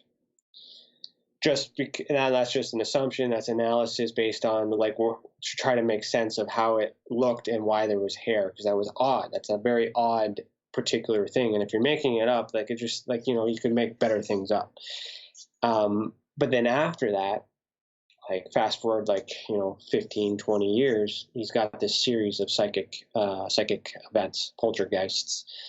So things moving around, he's seeing apparitions, he's seeing red eyes, he's being troubled by it now. So that's like a hat trick in the sense of, and again, can't confirm if this really happened, but he has worked with me well.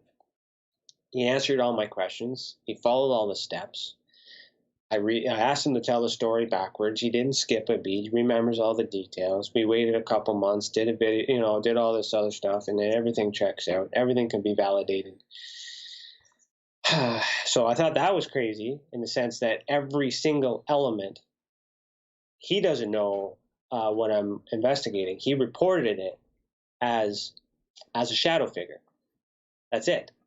But through the investigation process and talking and learning, we eventually learned that there was so much more. And I was happy about that because I didn't have to use regression to bring that story out. I was actually able to work with him as an individual.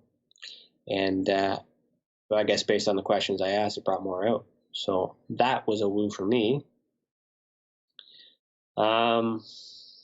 Portals through closet doors seem to be common too.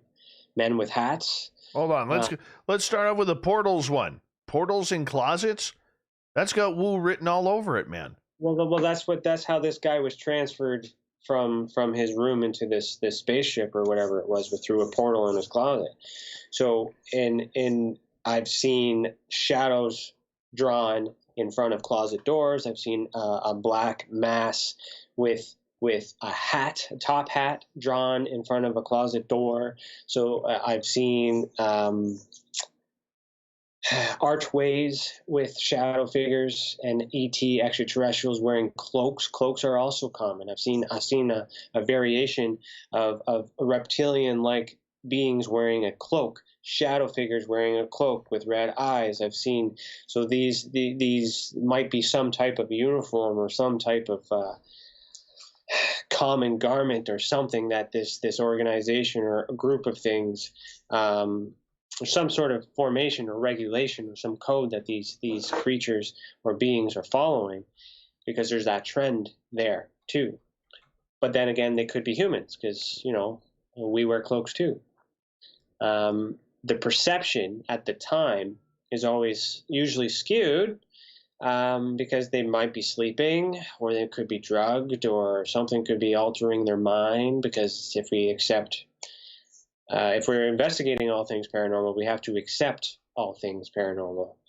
So it's a rabbit hole, man. All right. So when we get into this Men in Black, okay, a lot of people, and when I looked into this across Canada, I was actually quite surprised that experiencers that I had talked to had Men in Black experiences, because I guess I always looked at that in a prototypical American type program. Mm-hmm. Okay. And knowing how small, when it comes to defense budgets and everything that Canada has, we don't spend a lot of money on things like that. So where are these Men in Black reports coming from? Are they from the US, or are they of alien descent, or does Canada have a Men in Black program? I don't know if they have a specific program within Canada yet. My research, from what I've been scanning through on Project Magnet, suggests that there might be, but that might have been part of the handoff to the US when they took over after they retrieved that body. So I'm not quite sure to confirm that, but just the fact that we're linked at that point, it would be possible to share resources, because we share resources and everything and all that other stuff, NORAD and all that junk. But there are reports that I have that have come in of physical people following experiencers after the fact that fit the garb and the description of the Men in Black phenomenon. And it's in Canada. It's in Ontario. It's in Saskatchewan. I've read about it. So are they American? Are they from something else? I mean, they could be from anywhere because we travel. There could be a division here. We don't know. We're a government. We have a Canadian Space Agency. Yeah, we do have space. A space program here in Canada. A lot of people don't know that. We do things too, but it's possible. It must be. I mean, and now we need to look into the demographics of why that's necessary and what that actually means. In your definition, what is the necessity to these Men in Black? What are people telling you? Well, they fear that they're being followed deliberately, and they're noticing it after they've had some experiences. So we're not even sure if they're connected. We're not even sure if they're watching them. I can compare that to me as a private investigator doing surveillance. I'm watching a specific target at a specific house. I know that the target's no threat to me and the house is no threat to me, but I'm concerned about the neighbor walking their dog looking at me.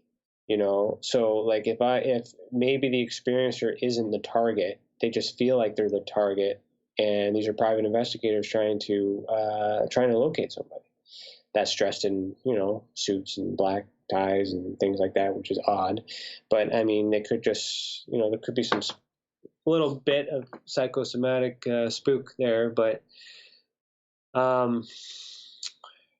I've always suggested to them, if you see someone follow you, turn around, identify them, let them know you see them, and see what happens, if it's safe to do so. That's what I would do. I've been tailed by another PI before, and I turned around and said, "You got your license?" And they fumbled right there and then, and that stopped it, right? Like if you're going to be that obvious. So, I don't know. It's an iffy one. I'm trying to figure out the intent, the reason behind it. So if that would mean the phenomenon is true. That would mean the event is true, which means they need to check up and see to make sure they're not seeing anything, or they're a test subject. Something happened and they're watching them to see what happened. But the problem is, the mind of the experiencer at this time, they don't know the difference. They're trying to process what may or may not have happened. They're trying to validate it themselves. They might have made a report to somebody and they're trying to figure it all out. And then at the same time, someone's following them home from the grocery store. They're in this heightened state. And now with COVID, masks all over the place, even more, suspicious. Okay, so let me ask you this: out of all the reports that you are getting, how often are these Men in Black actually reported on? I would say they're rare. They're very rare from what I'm getting. I think I have 2 out of like a 2%. I would say, not common. Is there something about those very few reports that intertwine with each other? Because, and I'll be honest with you here, a lot of these Men in Black statements that we hear of people, I don't believe them. Okay. And let me tell you why.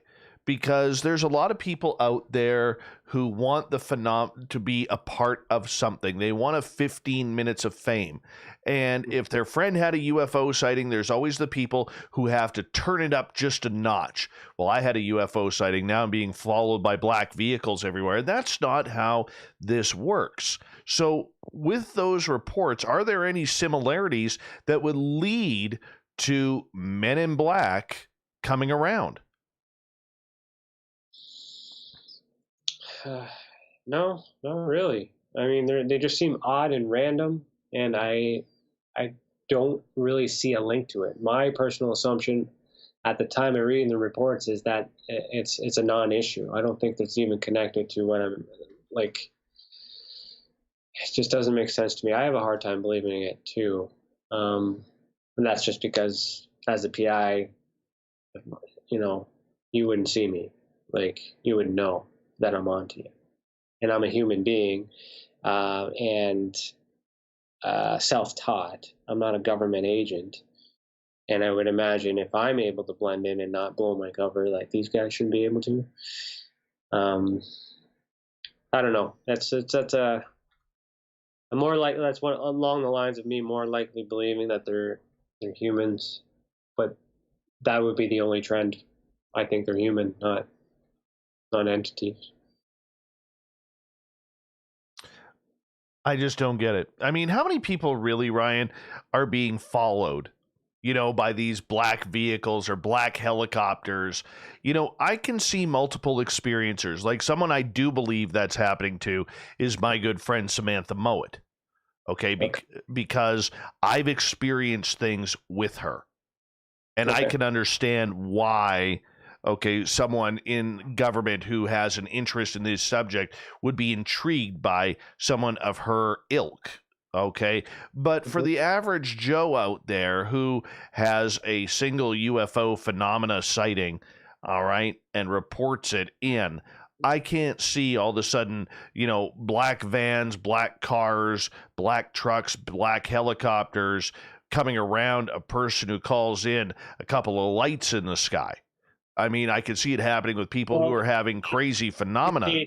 Are abductions, and like there's a lot of significant stuff going on, multiple visitations, multiple anomalies happening. So I guess we could say that these cases are surrounded by multiple events by happening to one person. So I do have some cases I've yet to investigate, so I don't have all the evidence. But the black helicopters and the vans, those are common too. And I believe that they're being followed. I believe that these objects are there. I believe that the event took place. I'm just having a hard time associating the intent. I don't know why they would need to follow you. Because if they were able to abduct you and take you at your own free will and accord without you having any say in it, why not just do that again? Chris has a question in the chat room. Yeah. Why collect the stories if you don't believe them?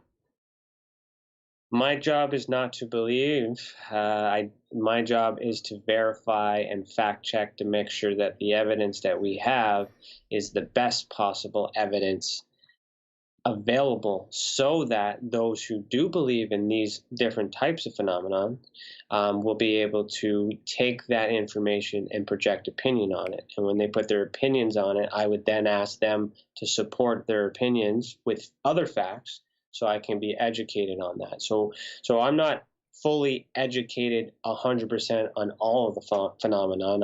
I'm educating myself as each case comes in. So as I learn more, I will believe more. So currently, with my understanding of cases I've investigated involving Men in Black, does not lead me to believe that these particular cases are part of that mainstream phenomenon. If that makes sense. So I do believe, that's why I do it. I just don't believe how it's happening is really how it's happening, because I do think that the mainstream media and propaganda has done a great deal of damage to everyone's perception of what the phenomenon really is. Okay, and what is that? What do you think that is? Well, if you look at Ghost Adventures or any other investigating show, like the investigative process is not legitimate. It's for media. It's for entertainment. I have a hard time with investigative shows, probably because I'm biased, because I'm an investigator, and I know investigations are long and mundane and boring, and it's hard to make it entertaining without lying or fudging things. But people are led to believe that the story, a haunted location is, or someone died at a location means it's haunted. And then with UFOs associated with Men in Black, because there is a document from the American government that says that there are Men in Black in the MK-12 projects or whatever, right? So there's supporting evidence from the past that suggests that it exists or existed. And then we have evidence and facts that say that the program's been closed. And we think, because we don't trust the government, that these projects have continued. And now we're making associations, because since then we've had lots of movies and shows that display these phenomena. I want to ask you something. In the next half hour, we are going to get into the disclosure side of everything. Sweet. But I want to ask you, in regards to the Canadian media and this subject, the Canadian media had absolutely no problem running the stories of the 3 United States Navy videos regarding the USS Nimitz. All right.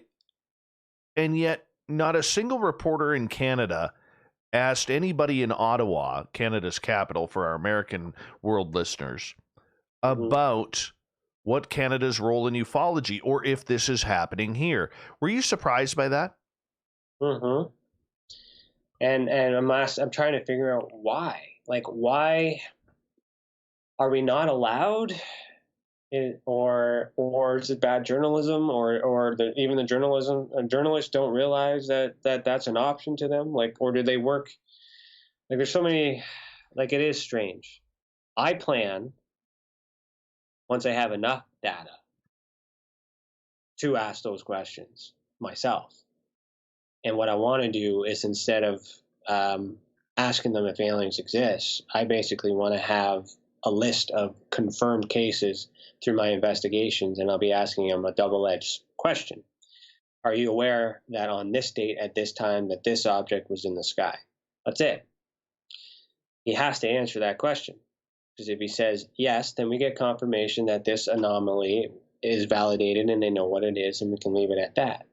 But if he says no, then my question back would be, is Canada not safe? Because I can prove that this object was in the sky on this date at this time, and you don't know that, and our Canadian government doesn't know it was there. So it could be Russia, it could be America, it could be anything, it could be a known thing. So the country is not safe, is what you're telling me, right? But I need the data before I can ask the right question at the right time. I don't think fighting for disclosure is the right way of doing it. Being hard and aggressive is not the way we're going to get it. Well, that is a tough one. That is a tough one. And Ryan, we're going to get into disclosure right when we come back here on Spaced Out Radio. Ryan Stacey from TESA, the Experiencers Support Association. And we are going to get into disclosure. What is Canada's role? Do we have a role? Do we even need a role in disclosure? Is it happening now? Is it only a U.S. thing? Has it already been disclosed? We're going to use the disclosure word a lot. So if you got a drinking game going on, disclosure may be your word in the next half hour of the show. Check it on out. Hour 3 of Spaced Out Radio coming up next.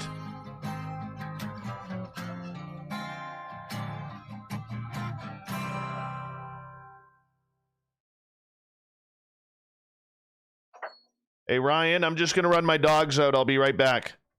Okay. John Resig, founder of the Chive and Chive Charities. If you know anything about our website, you know we like to do things a little differently. We're not some faceless organization collecting money for a nebulous cause.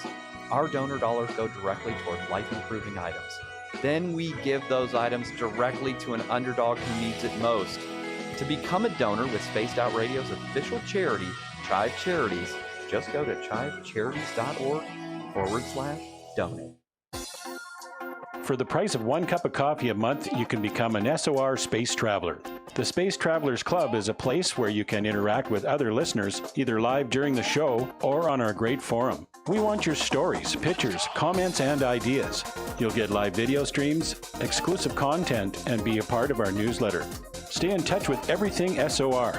The Space Travelers Club is just $5 a month at spacedoutradio.com.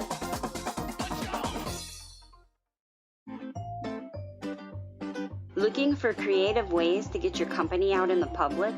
How about advertising on Spaced Out Radio? Our sales department is waiting to hear from you, and we can work around any budget. From commercial spots to banners to special promotions, there are many opportunities to get your name and product out to our SOR listeners. For a price guide and more information, please contact us at sales@spacedoutradio.com.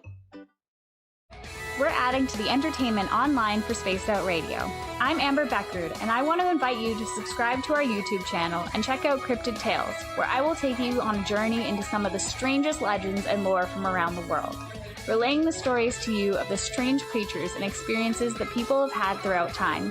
You can find Cryptid Tales at youtube.com/Spaced Out Radio. And while you're there, don't forget to check out our free archives and leave a comment. See you there. We all know on Spaced Out Radio we love a good beard and mustache, so why not take care of your facial hair with Mighty Moose Beard Oil? Made in Canada, we're taking care of beards and stashes around the world. We use 100% natural ingredients with our oils and balms to make your whiskers feel silky smooth. Use promo code SOR2019 at mightymoosebeard.com today.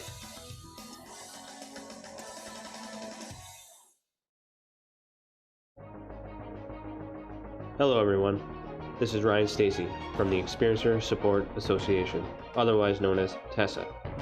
We're glad to team up with Spaced Out Radio to help investigate your experiences on the SOR Sightlines report. Together, we'll investigate the strange sightings and occurrences you've had. We're looking for answers just like you. So fill out a Sightlines report on the Spaced Out Radio website and let's figure out what's going on together.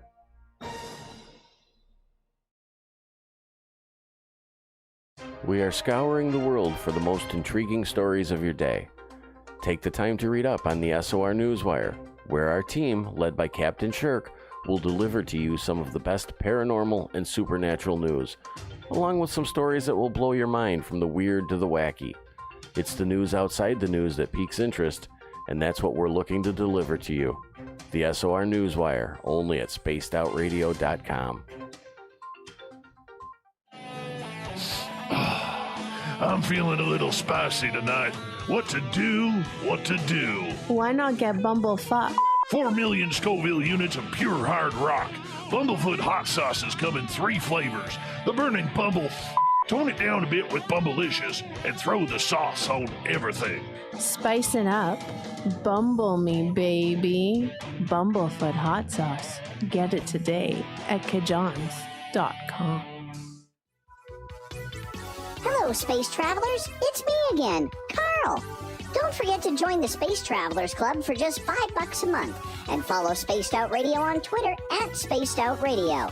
Our Instagram, Dave Scott SOR. Our Facebook page is Spaced Out Radio Show. Our archives are free at youtube.com/Spaced Out Radio. Come woo it up with Spaced Out Radio today. Bye! Hello, this is your guitar man, Ron Bumblefoot Thor, and I have to tell you, I love the response I get for Little Brother is Watching from Spaced Out Radio fans. All right, Ryan, I'm back. All right. Okay, so this is 3 hours, right? No, 2.5. Oh, this is the last segment? Yeah, just stick with me through the break, and then I'll say good night on the break. Okay. What are you doing in your last? I thought it was 3 hours. What are you doing in your last half? I do a news section. Funny news. Oh. Okay. Yeah. Oh, you like your thought of the Dave, that stuff? That's Yeah. what that's for? Yep. Ah, okay. Yeah, trying to bring some humor into it. Sometimes it works, sometimes it doesn't. No worries. I'm exhausted anyways. Long day. Well, yeah, you're the man. Yeah, I am. Yeah, we love you, man. We do. I just hope I'm doing. That's the other thing too. Is like I'm doing something different or I'm doing something wrong. I just want to make sure. I just hope I'm doing something right.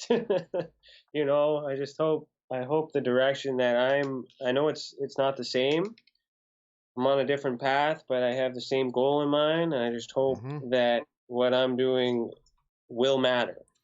Well, I think it is. Hey, just give me a second. Anya, TH, Jenny, and Vinny, thank you so much for the kind super chats tonight. Really do appreciate it. And Ryan is just from outside of Toronto, so that's where he is, and we're going to get going here in a couple seconds.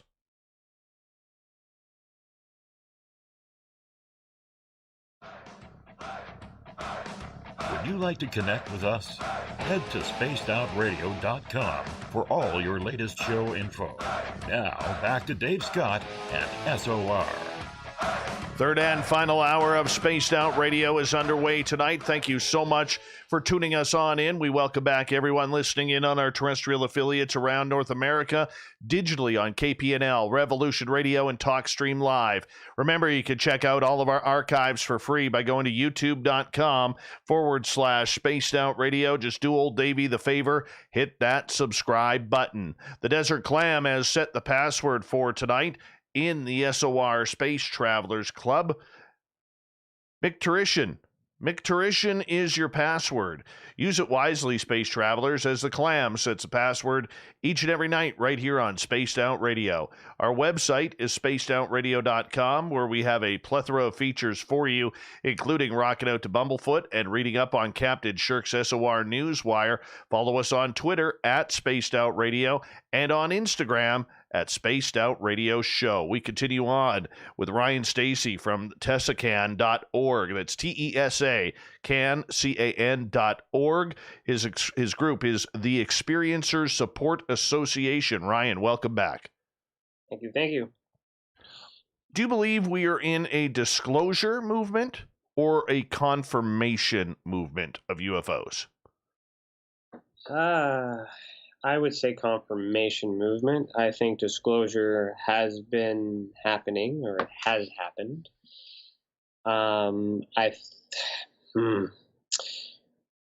Disclosure means, revealing secret information. So if we're referring that to UFO, unidentified flying objects, that doesn't mean aliens. It could just mean government technology that might defy the laws of physics. So I think with everything else that's going on, and my current opinion on some of the stuff that I've been seeing, confirmation on ETs, I think we're far off from. A confirmation on the existence of super tech, I guess. I think we're close to that. That's my thoughts on that. What do you think? I think we're in a confirmation movement. And I've said this before on the show, so I'll continue with being on record for that. Confirmation is, ever since we came out with the terminology UAP, or unidentified aerial phenomena, we seem to be segregating what UAP or UFOs are comparatively to ETs and alien contact. We're not allowed to mix one with the other. People, I think, around the world will have an easier time accepting the fact that there are anomalous objects flying in our skies. But when you bring in the fact that we may be visited by another species, whether they're humanoid, whether they're, grays or mantids or reptilians or whatever it may be, that I think we're really, not ready or prepared for that. So I think it's easy to confirm the fact that there is anomalous objects flying around, But to disclose that it is happening, man, there's a lot of secrets that need to come out if full disclosure is ever going to happen. Yeah, because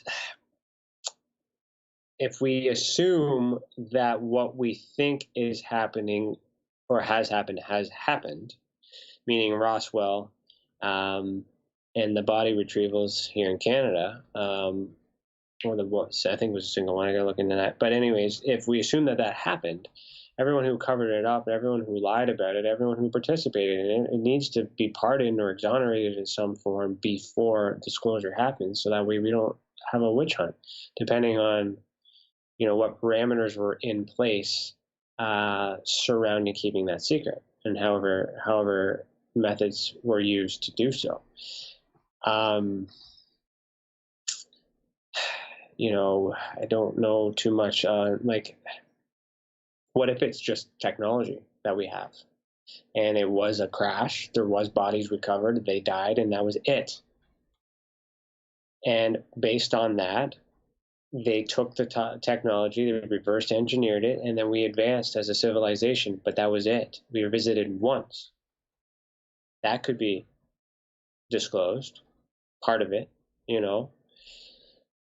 and that could be a roundabout way of saying, yes, that happened, but everything else that has happened, is not related to that.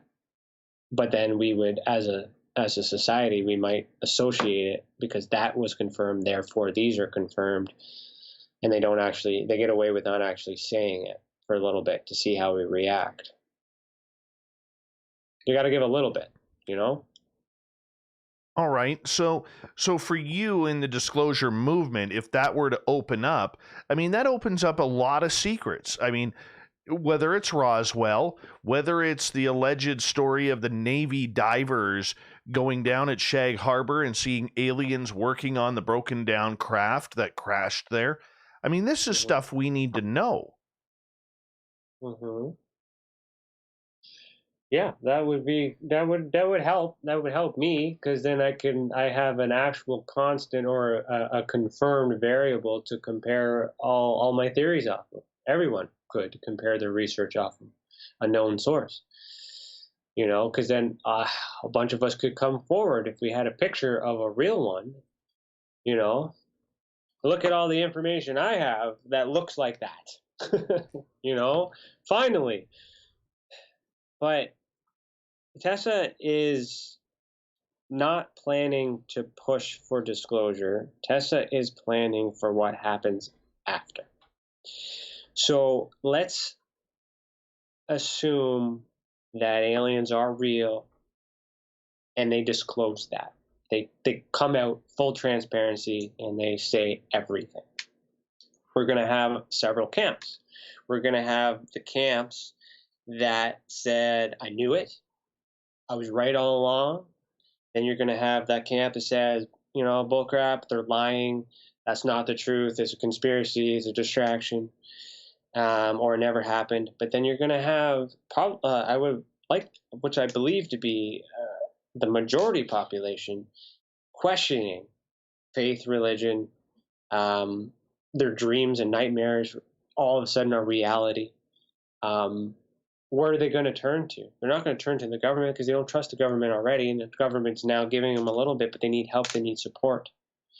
So the resources that we have that we refer experiencers to after we investigate the cases, that's part of what happens after disclosure. That's what we're building towards, is when that is revealed, we are established to that point that there's that resource available for them to come to and say, okay, I'm losing my mind, this happened to me, help bring me down. And that includes treatment with Reiki and mediumship and all the pseudoscience, regression. We provide referrals to our experiencers after we investigate them if they exhibit any signs of trauma. And that is what's happening right now. So if disclosure happens, we're going to have a hell of a lot more of that. Look how we're handling COVID.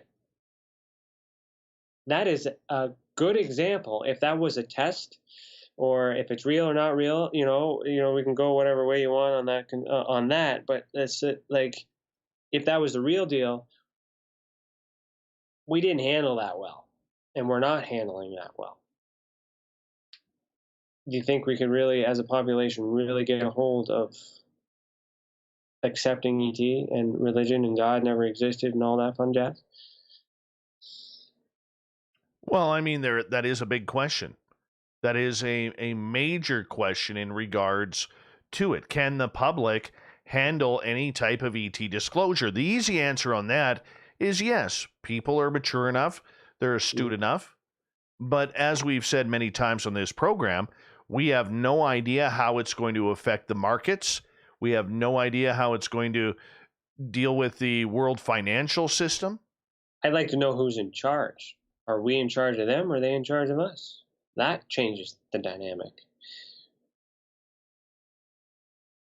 So yeah, are people ready? I'm ready. But I'm just, one guy.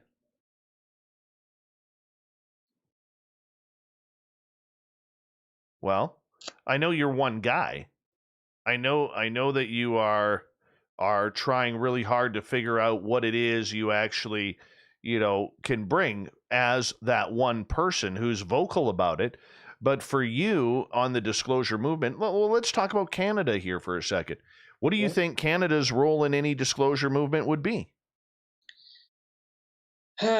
Well, I believe Canada has disclosed already. I believe that, because in my research and with the documents that I'm waiting on and what I've observed online, there's a whole plethora of information available that no one's combed through, or at least displayed in such a way to make an impact. So I think somewhere buried in this information are some things worth talking about, which could assist in confirming things. The CIA, we got documents in there that talk about Canadian content as well too. I think the files are available. We just need to look at them, and I think the answers are already there. And then once it's discovered, someone will talk about it. But Canada's role, it's like the role in anything. We probably want to wait and see who's going to take the lead. Like, disclosure is a united movement. There has to be, the United Nations would have to be involved in it. Everyone would have to be in on it, which means everyone would have had to cover it up. So I think Canada is maybe just being Canadian and just staying out of it until someone drops a bomb, and then we can be like, sorry. But isn't that part of the problem, though, is for the majority of the world, we're all looking to the United States to disclose what they have.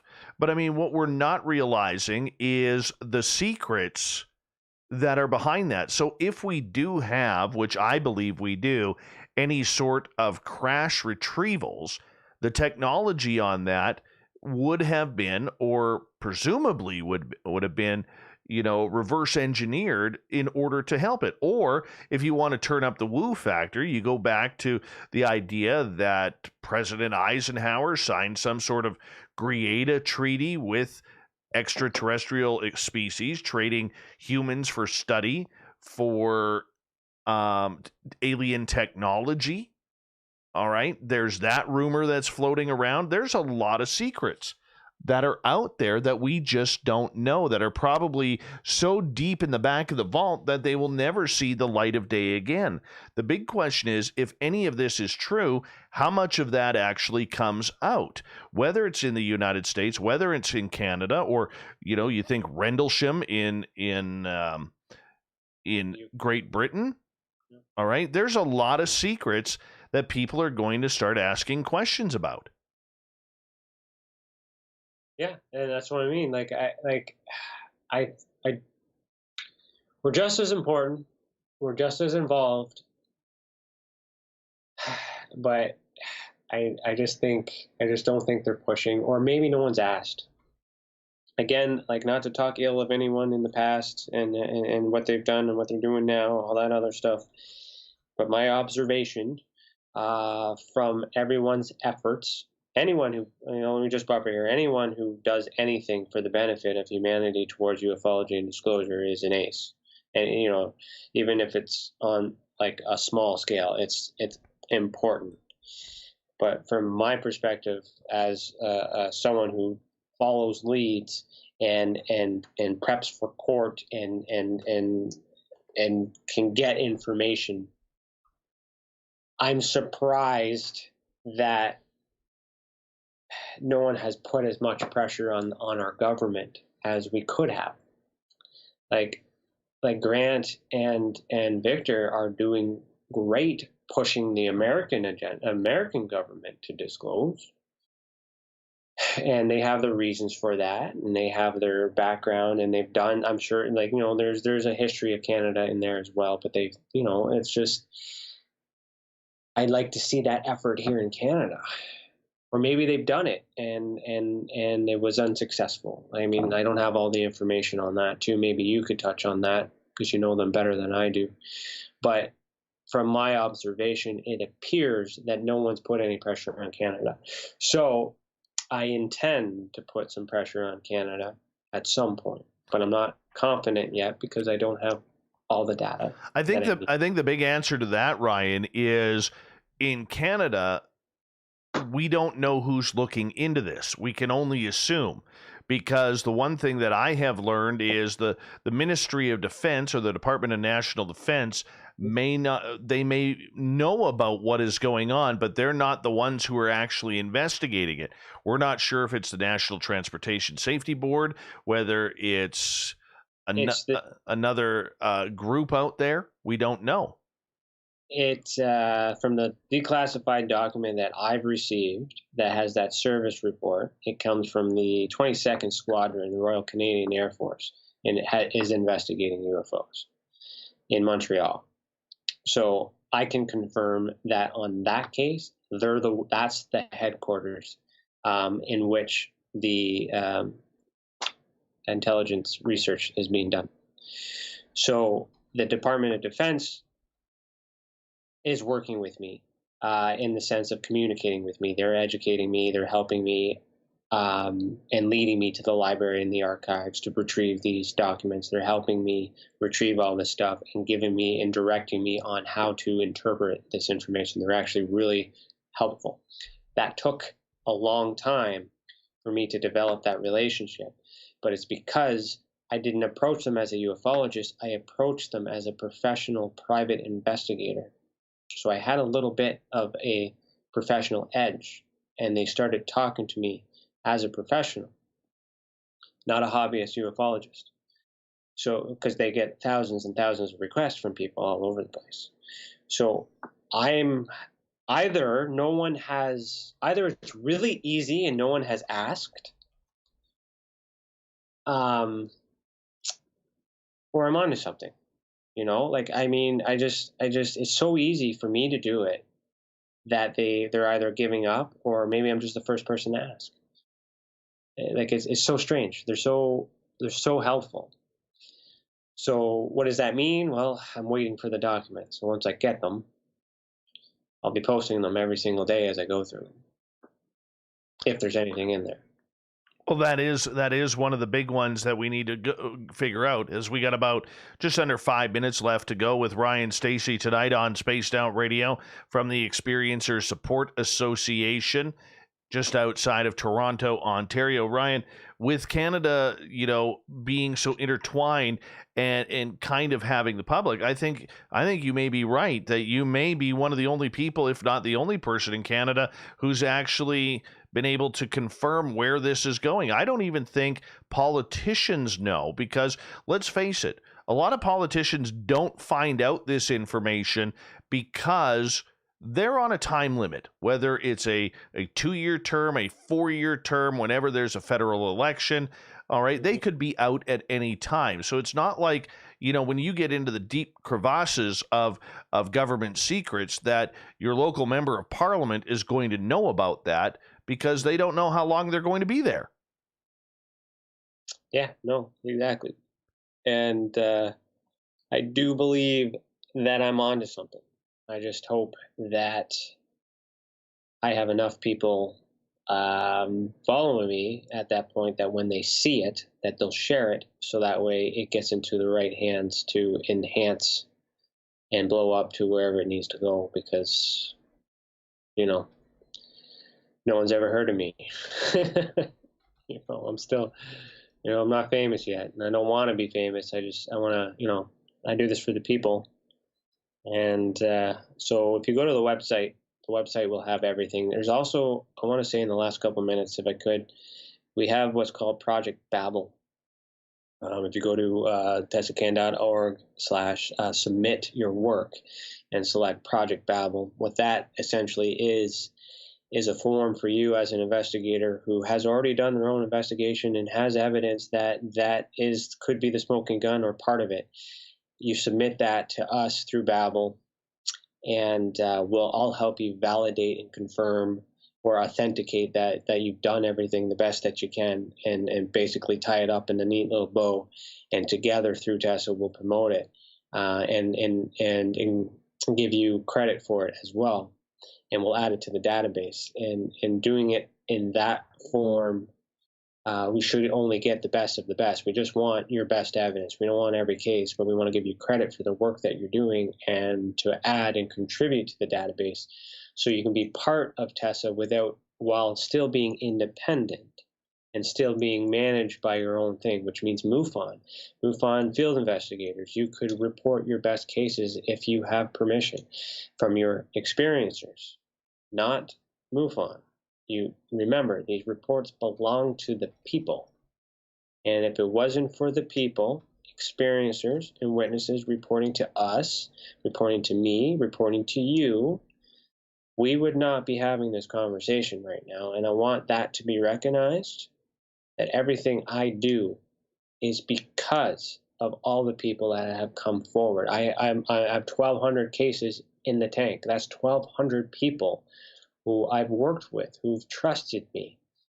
And doing what I do is not easy.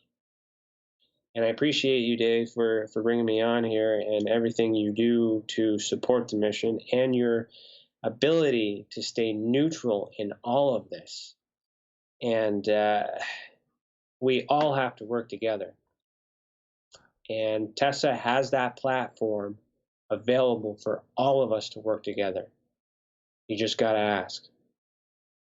I got to just quickly ask you, we've got a minute left. You're thinking about putting on a conference just outside of Toronto later this year in October, I believe, where Grant Cameron and I, if we're lucky, COVID permitting, will be able to fly out there and speak.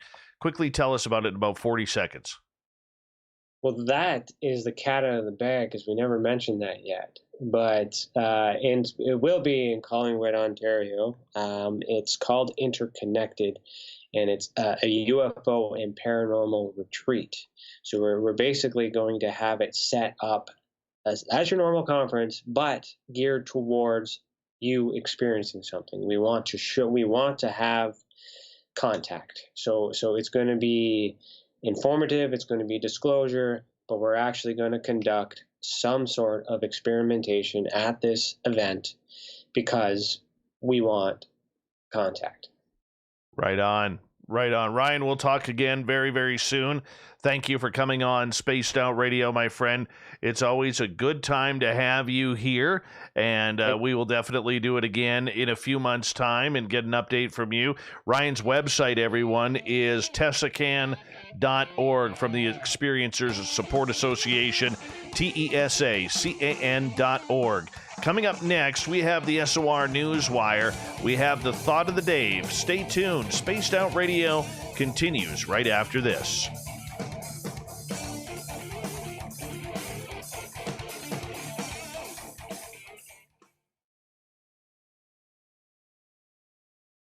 Good job, Ryan. Thanks, man. No, good job, you, man. Those were good questions. I never know, man. Frick. I know. But no, you did very well, dude. You did very well tonight. I appreciate you a lot, though. Like, you guide me, but you don't tell me to do anything. So, like, this was a good validation for me because I was just always wondering if I'm on the right track. So, this helped verify that I am making a difference, at least doing my part in all this. So, thanks. No problem, brother. No problem. I'll let you get to bed here because I know it's late for you. But thank you for hanging on out, dude. Appreciate it. No worries, man. So you have a good night, and You too. we'll check in later. All right, brother. You take care. All right. Bye now. Bye. Ryan Stacey, everyone. Ryan Stacey. The Ryan Stacey.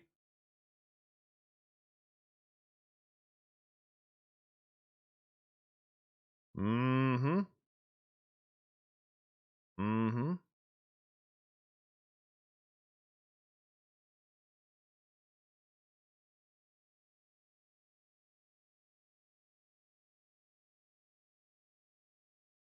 Just getting the news ready here.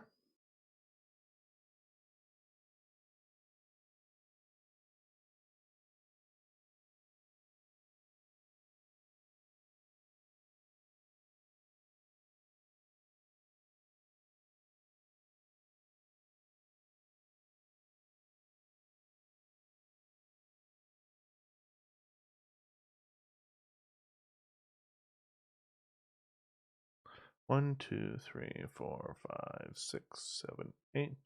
Yeah, that's good.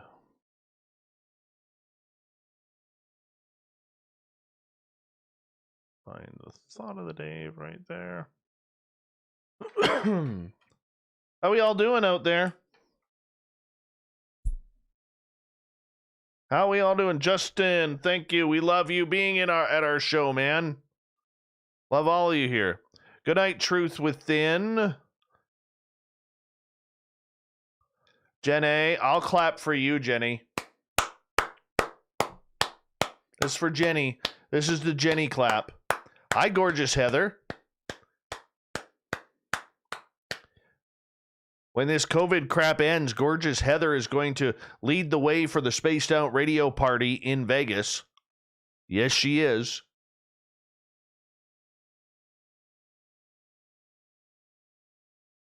What are you with frosty balls here, Dave? Justin Good Earth has been on the hippie lettuce all night.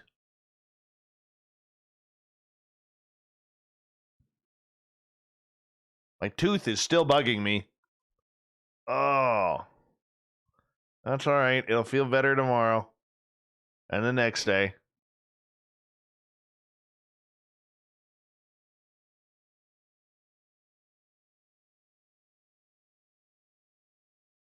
I don't have any autographed jock straps, Vinster. But I do have autographed free pieces of coaxial cable. Autographed by Cable Guy Matt. And when you get a t-shirt, you can ask the people who have bought them recently. You actually get an autographed poster of the We Own the Night poster from me. I have not Ozzy. I would love to. Yeah, just hit up Corns there. Bookings at spacedoutradio.com with whomever you want to hear. Or you want us to try and track down. Corns is a bulldog on getting those. Bulldog. By the way, Corns, the booking guy, I had a nice long conversation today with John Greenwald from the Black Vault. And if you could get me some dates in March, I would like to send him some dates so we can get him on the show in March, if you don't mind. Jurassic Joey, how do we get the autograph poster? Buy yourself a t-shirt. Go to the facebook.com/the SOR Vault. I will throw in, this is what I do. So when you get a t-shirt, okay, or a hoodie or whatever you want, I will throw in an autographed piece of coaxial cable. You get a poster from We Own the Night. I sign that for you. I'll make it personalized. And you also get a couple of stickers as well. I got the stickers right here. You get that one. And you get this one. All right, here we go.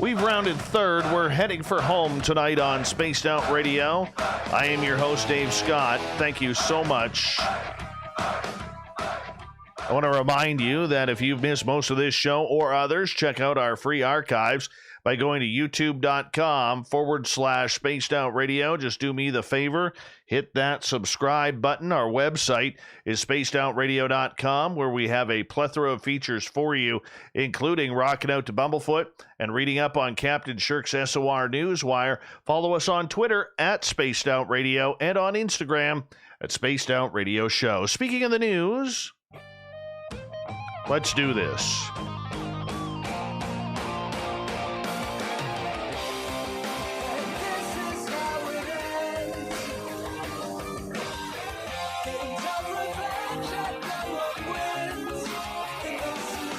The news is always changing, which is why we bring you the SOR Newswire at the back end of every show with a weird, strange, wacky, and sometimes the ignorant.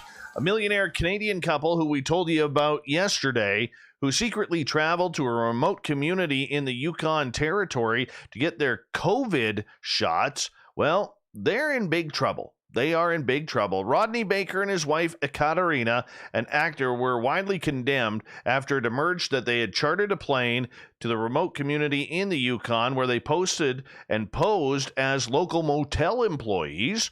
So they were fined $2,300 Canadian or $1,800 American for violating Yukon Civil Emergency Measures Act. But community leaders argued that the penalty would be insignificant for the wealthy couple. Baker resigned from his position as casino executive on Sunday, but records show that he's worth about $45.9 million in stock options over the last 13 months. So amid the growing outrage, the Yukon Community Service Minister announced that the couple's tickets have been stayed and they had been served with a notice to appear in court. If convicted, they could spend up to 6 months in jail. I have to say I am outraged by this selfish behavior. All of us Yukoners are outraged, Minister John Stryker said. I find it disturbing that people would choose to put fellow Canadians at risk in this manner. The Bakers are each charged with failing to self-isolate for 14 days and failing to act in a manner consistent with their declarations upon arriving in the Yukon. They are due to appear in Whitehorse Court on May 4th. Stryker confirmed the Royal Canadian Mounted Police are also investigating the couple's actions. A mobile vaccine team dispatched to Beaver Creek, Yukon, because of its limited health care and the elderly population, many of whom belong to the White River First Nation. Stryker said members of the First Nation said they felt violated by the couple's behavior, which has also prompted officials in the territory to change the criteria for vaccine eligibility. Anyone whose health cards issued outside of the territory will need to demonstrate proof of residency, he said. Stryker said that he had heard the couples had not made any attempt to apologize to the First Nation. Canada's Indigenous Services Minister Mark Miller joined the chorus of criticism, saying, I understand these people are wealthy and I won't tell them what to do with their money, but, perhaps reparations are due at some level. Here's a weird one. A fanatic of Charles Manson has had Manson's ashes tattooed into an X on his forehead to match the cult leader and helter-skelter inked above his eye, 5 decades after the murderer sent his followers out to kill in order to inspire a race war. Patrick Booz, a 45-year-old married man from New York, paid $600 for the 2 tattoos linked to the man he described as a prophet, saying it was a once-in-a-lifetime opportunity he couldn't pass up. He said he paid tattoo artist and self-proclaimed professional weirdo Ryan Almighty for the privilege after the artist said he got some of Manson's ashes from a former friend of the notorious mass murderer's grandson. He opted for the phrase "Helter Skelter" to be tattooed above his right eye, a reference to the Beatles song and the name Manson adopted for the race war he encouraged his followers to start. Booz also decided that the X, or to get the X to match the notorious killer's own tattoo that he had famously carved into his head every day during his murder trial. The so-called Manson family of cult followers also copied the design of their own faces during the trial, and Manson later turned his cross into a full swastika. Booz admitted that it's weird that Charles is now part of me now, and said, "We really don't know if Manson was responsible for the multiple murders he was convicted of. However, he insisted he does not want to start a race war or be like the infamous killer, described himself as really a nobody." The 45-year-old sought out Almighty and got in touch with him after he heard he had used Manson's ashes for other art pieces. "The tattoo was a once-in-a-lifetime opportunity to me, a piece of history. It's weird that Charles is now a part of me now. Kind of creepy, I guess. No kidding. And I don't think it will affect me in any way." Now, dude, you're going to get haunted by this. Haunted by this. Yeah. I'm sure your parents are proud. Really proud. Anyways. Does that just anger you? That somebody would be, hey, everybody gets to do to each their own. I mean, I think we can agree on that. To each their own. But at some point, it gets a little strange. If you're a health worker in the United States and you love football, well, contact the NFL. The NFL is showing its support for healthcare workers as the 2021 Super Bowl approaches. Ahead of the big game in Tampa on February 7th, the NFL announced that they would be giving away free Super Bowl tickets to 7,500 vaccinated healthcare workers. NFL Commissioner Roger Goodell said in a press release that he was inviting the workers as guests of the NFL to thank and honor them for their continued extraordinary service during the pandemic. These dedicated healthcare workers continue to put their own lives at risk to serve others, and we owe them our ongoing gratitude, Goodell said in a statement. "We, in a small way, hope that this initiative will inspire our country and recognize these true American heroes. This is also an opportunity to promote the importance of vaccination and appropriate health practices, including wearing masks in public settings." While the majority of the healthcare workers will come from hospitals and healthcare systems in the Tampa and Central Florida area, all 32 NFL clubs will get the chance to select workers from their respective communities. In addition to free tickets, the healthcare professionals will also receive game day experiences and be recognized for their efforts, along with their counterparts across the nation, through a variety of special moments, both in the stadium and during the CBS broadcast, the NFL said. The Super Bowl will be played by the winner of the AFC Championship, which was the Kansas City Chiefs, and of course the NFC champion Tampa Bay Buccaneers.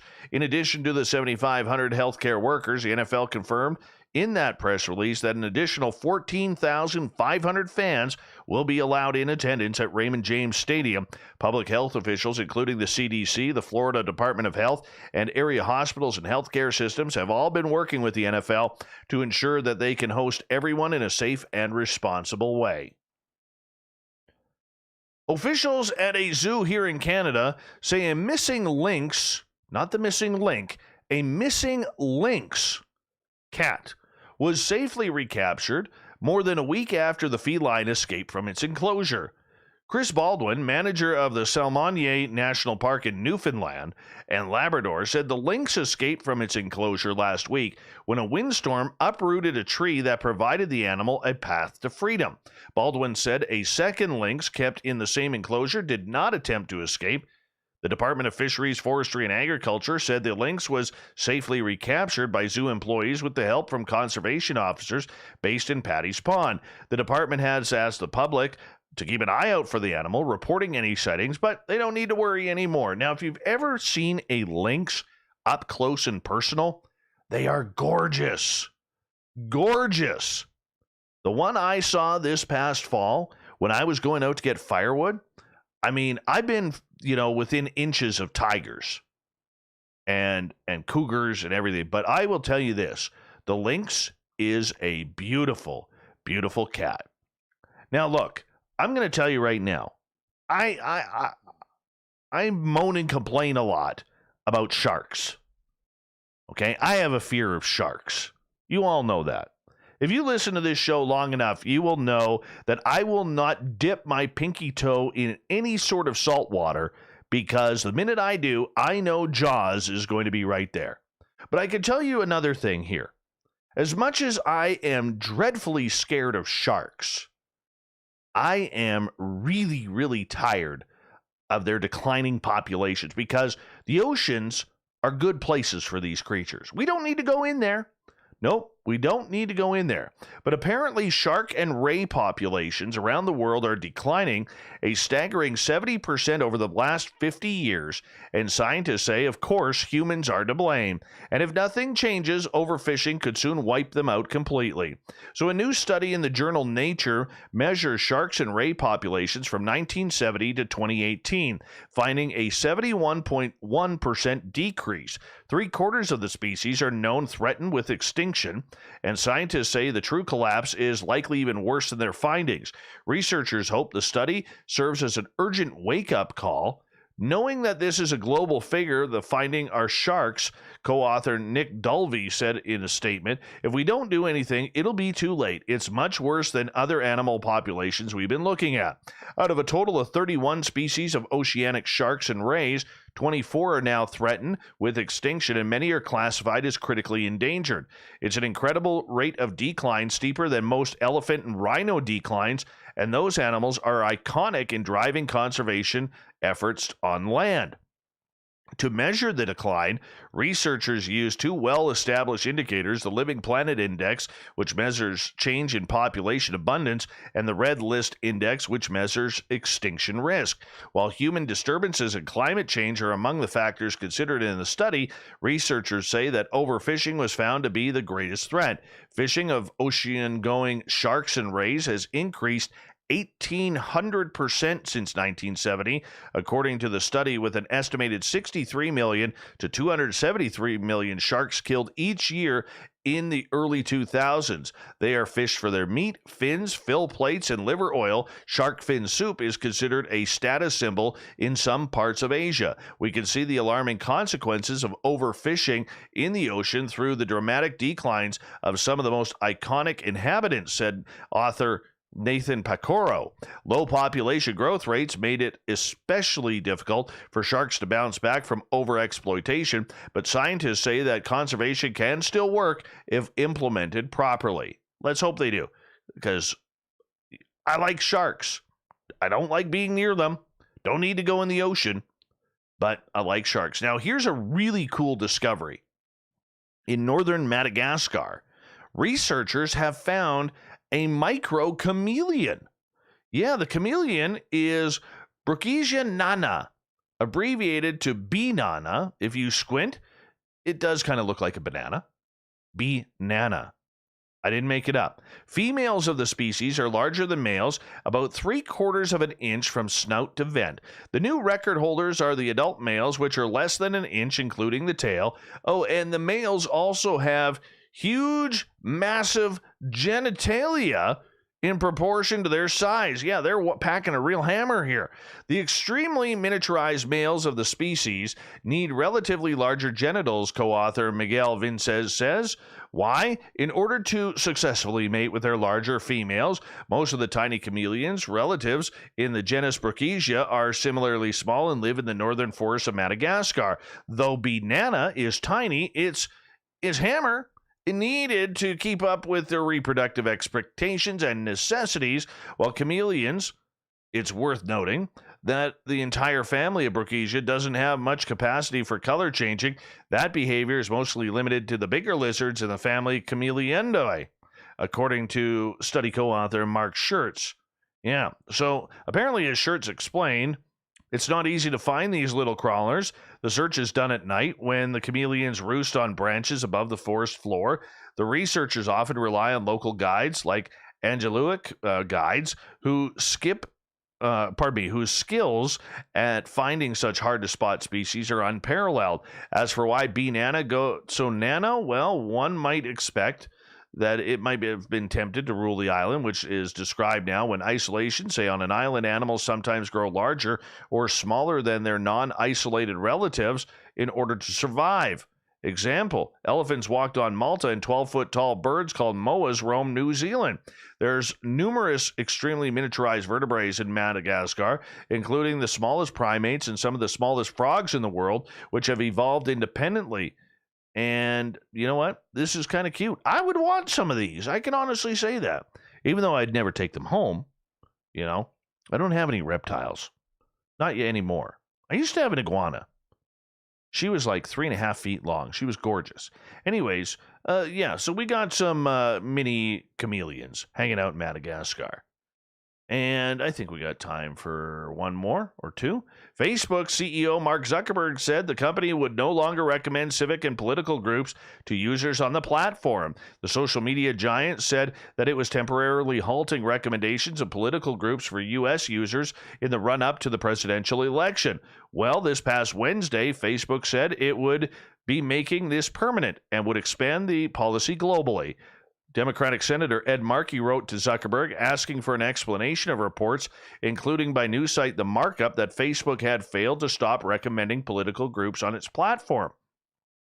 He called Facebook's groups breeding groups of hate and noted that they had been venues of planning for the January 6th riot at the U.S. Capitol. Speaking on a conference call, Zuckerberg stated that the company was continuing to fine-tune how it works. Facebook groups are communities that form around shared interests. Public groups can be seen, searched, and joined by anyone on the service.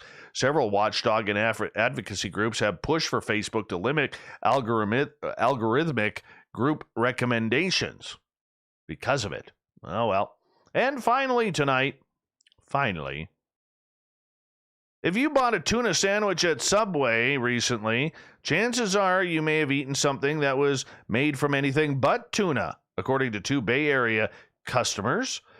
Karen and Nilima from Alameda County filed a lawsuit in San Francisco federal court accusing the American fast food giant franchise of misrepresenting its tuna sandwich. The plaintiffs claim that they performed independent lab tests of samples of tuna taken from several Subway locations in California.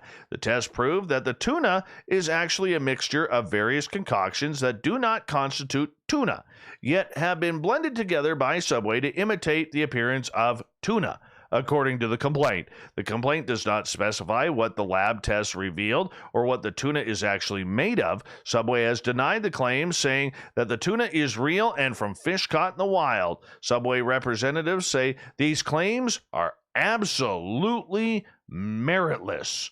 Let the tuna battle begin.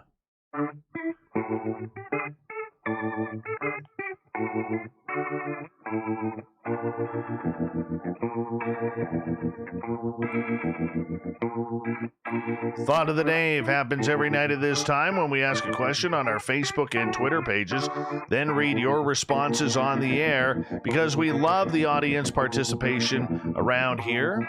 Today's Thought of the Day is as follows. How come we focus solely on the USA to disclose all UFO notes and not other countries? Stetson John, because no other countries have as much trouble as we do at keeping a secret. John, another John, because other countries have already released their UFO files. Like in 2007, France released them.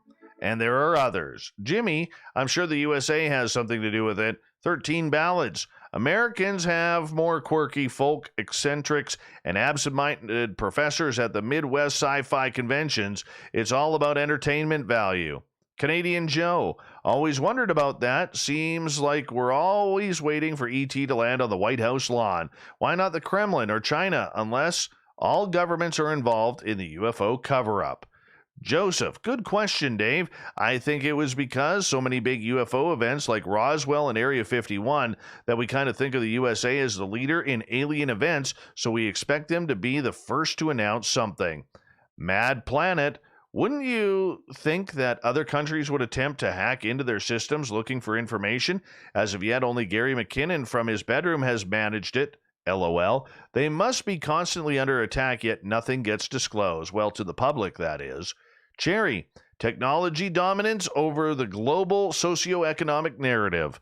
Twin Brewing, because we are the ugly Americans, and for better or worse, our pop culture is exported around the world. David, the French government published a book full of measurable and repeatable evidence. It's called Les ovnis et la défense. Yeah, I think I got that right. Les ovnis et la défense. I butchered that one. Anyways, Uriah, this is where the biggest market is. Think money to be made from book sales, swag, etc. Of course, it's always coming down to the money, isn't it? All right, let's continue on here on the thought of the Dave.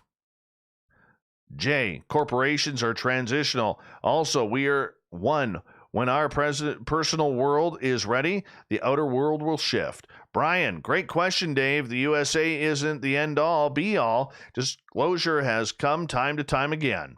Richard, I spoke with an old Canadian Navy diver, and he told me that the U.S., under various treaties within many countries, will always take the lead in these types of incidents. Joseph, other countries getting their marching orders in this subject from the big three, USA, Russia, and China. Darren, already happening. Go to YouTube and you will find everything. They spoon feed it to everyone. Once you watch one thing, you get the next class. Wayne, disclosure has been happening for the past 50 plus years, thanks to people like Grant Cameron, Richard Dolan, and John Greenwald Jr. Sir Can, because we imagine the U.S. government has some special UFO information that no one else has. They don't. Jack, Luis Elizondo is on it. Scott, because we are brainwashed by virtue of proximity. Joe, because no one cares what third world countries like France or Canada have to say about that. Thanks, Joe. We're 1-0 up here in Canada. Just a reminder, 1812. Donna, our media never reports what the alphabets don't want them to report. Gail, the reason is because of the Greada Treaty of 1954. The U.S. was the chosen country by ET for this treaty, and it's still intact today. Finally tonight, Cousin Darren gets the last word. It's because aliens speak English, Dave. Duh. Thank you to everybody in the Thought of the Day. We'll do it all again tomorrow. Captain Shirk for the SOR Newswire, and Ryan Stacey for a great show. We got Mr. Ron Bumblefoot Thal rocking in the background with Little Brother is Watching. Bumblefoot is the official music of Spaced Out Radio, rocking us in and out of every single show. Get your horns up for the guitar god himself. Special thanks to everybody listening in at home, in your cars, at work, wherever you may be. Thank you to everyone participating in our chat rooms tonight. Spreaker, YouTube, LGAB, Rev Radio, Facebook, Space Travelers Club, and Twitter at hashtag Spaced Out Radio. Remember, this show is copyright by Spaced Out Radio and SOR Media Ventures Limited. Thank you so much for choosing your evening with us, because together, my friends, we own the night. Mr. Bumblefoot, we need a favor. We need you to take us home.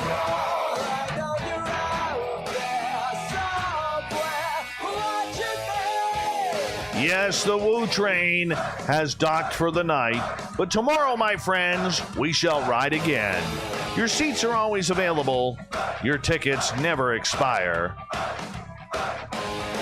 And if you want to bring a friend, we got room for them too. Good night.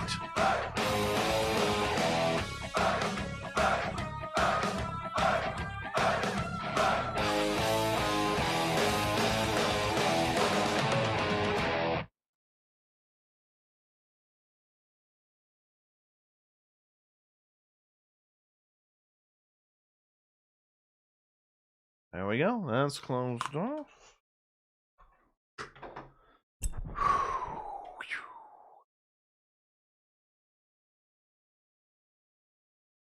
That was fun. Good stuff there.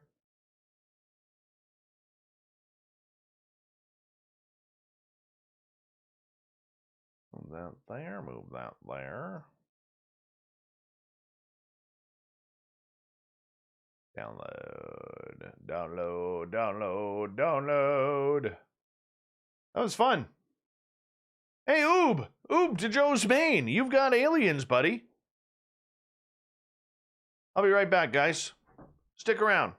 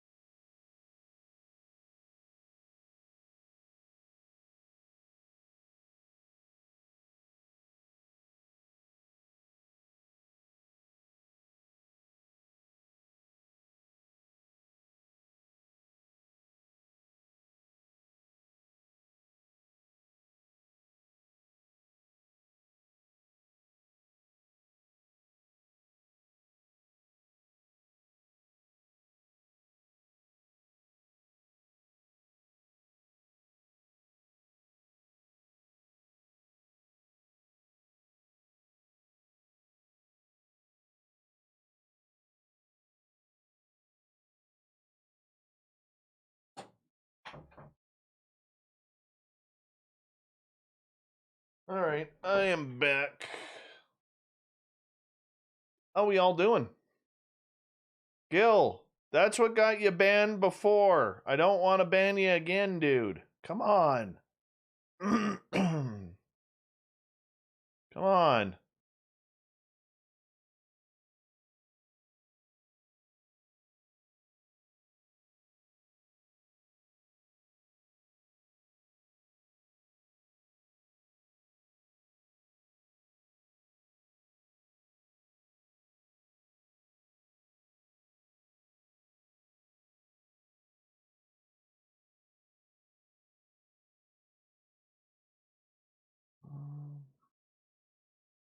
Let's save ya.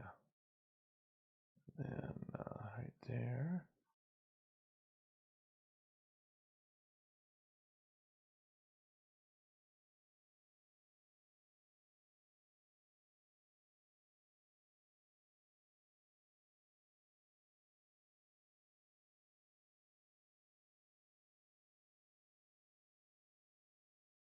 Thanks, Kev. Those awesome pictures. Corrins, I got the dates. Could you give me a few more, even through mid and late March? Because we're going to see what John is able to figure out. I want to give him a few dates here.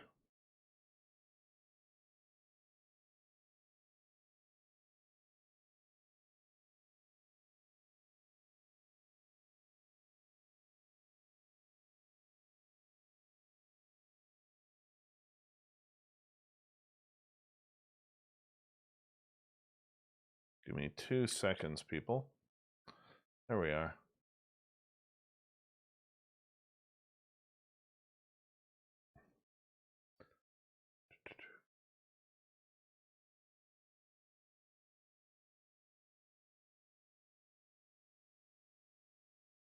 Tomorrow night on the show, we have the round table.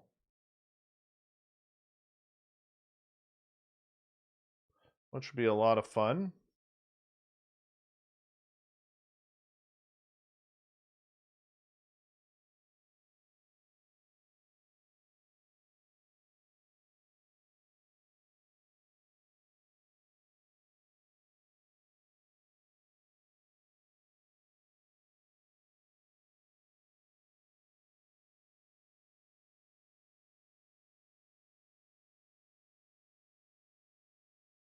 Hey, Alan Holman, how you doing?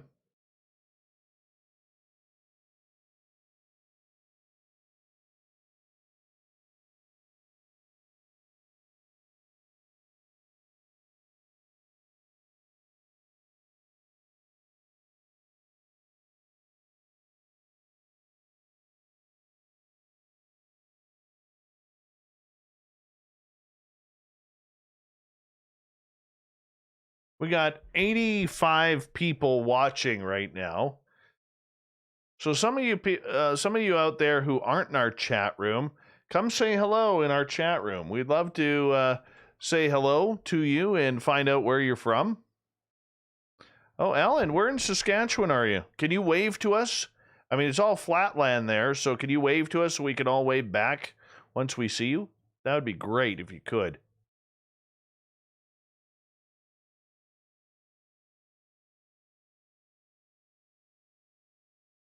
Hey, Howard, how are you?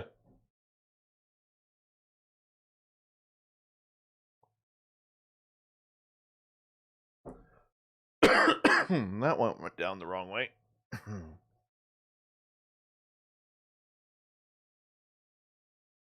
Oh my God, my tooth. I hate to sound whiny about it, but oh, that doesn't feel good right now. Does not feel good right now.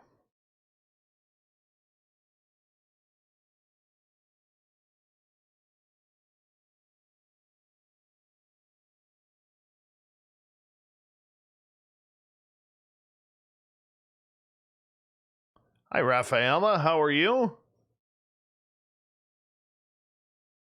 Cryptids, Myths, and Mysteries in Southwest Virginia. How you doing? You know what? Cryptids, Myths, and Mysteries. You should send Corrins, the booking guy, a message, because I would love to learn about those mysteries and everything that you have there. If you want to be a guest, that'd be kind of cool. Tell us some woo stories. That'd be fun.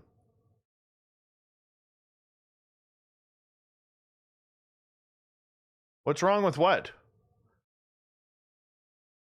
What's wrong with what? I'm missing something here.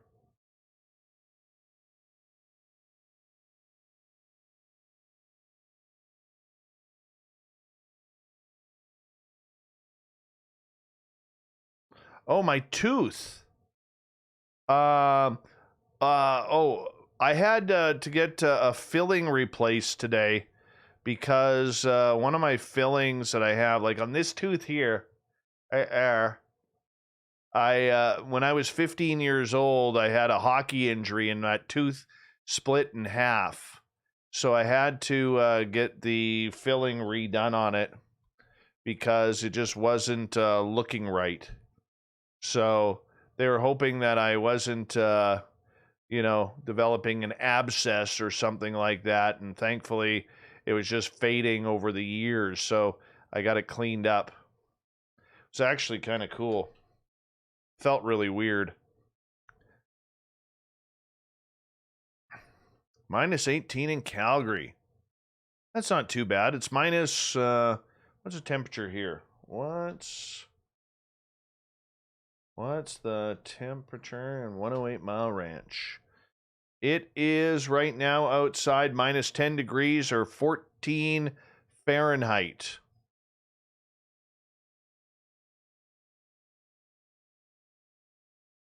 That's what it is here right now. Minus 18's okay. That's livable.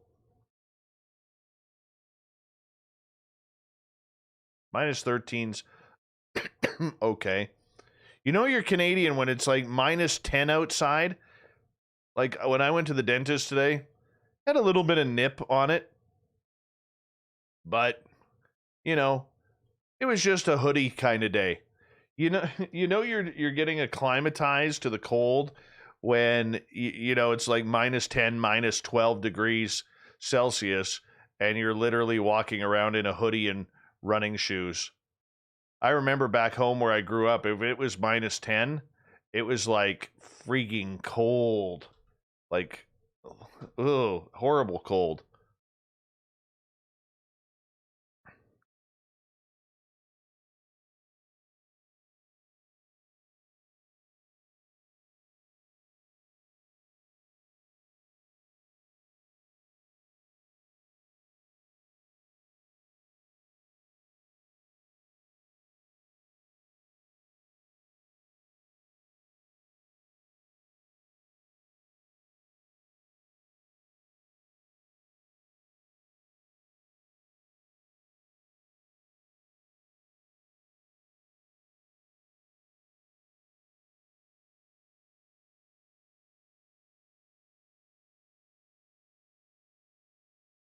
Good night, Joey.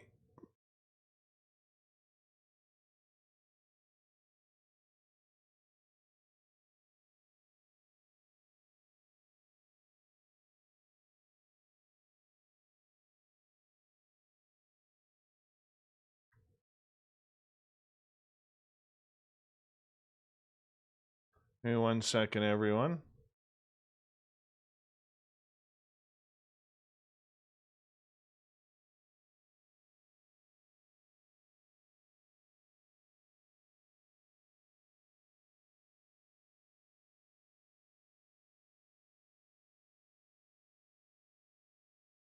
No, see, that's hoodie weather there, cryptids, myths, and mysteries. That's hoodie weather.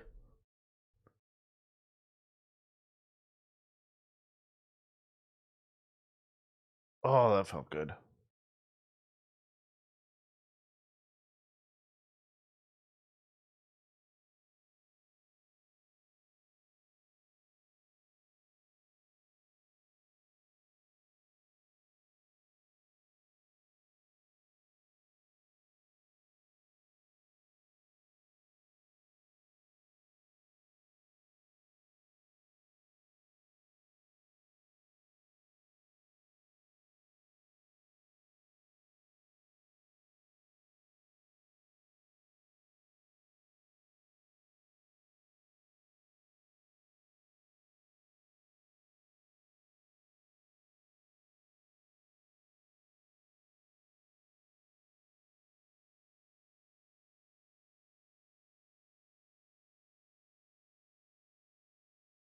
Good night, Alan Holman. Fabster, what's going on?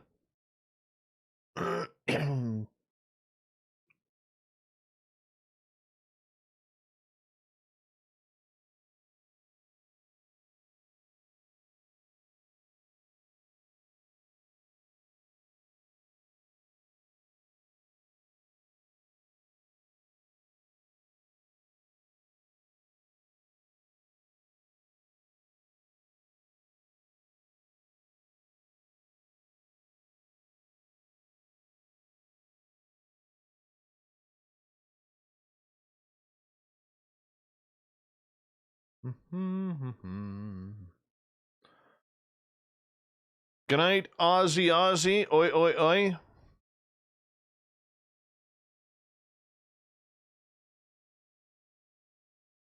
Hey, UFO Garage, tomorrow night. What are you still doing up? It's like 2:15. Is that Ben or Joe? Good night, Discovering Sasquatch. Is that Ben or Joe? Oh, you just finished work. How you doing, brother?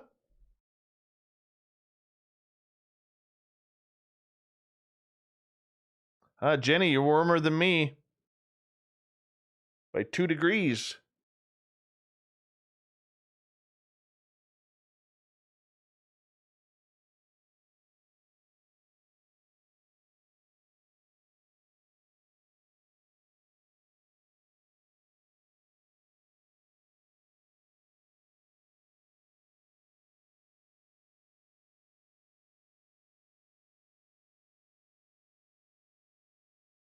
$45 degrees, that's like shorts weather. What I would do for some 45 degrees right now.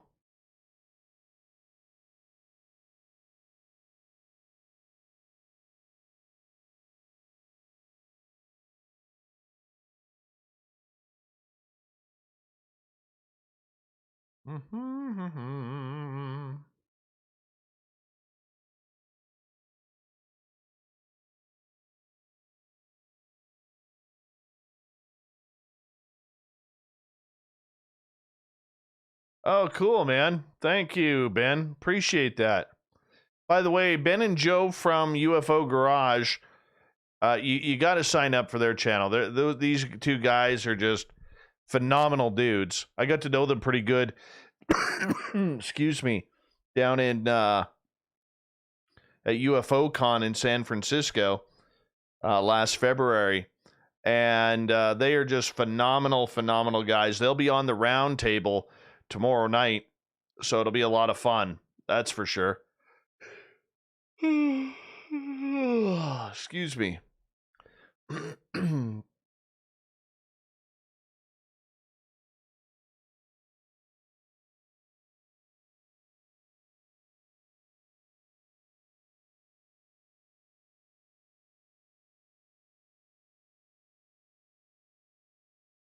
Rafaela, you're in the Czech Republic?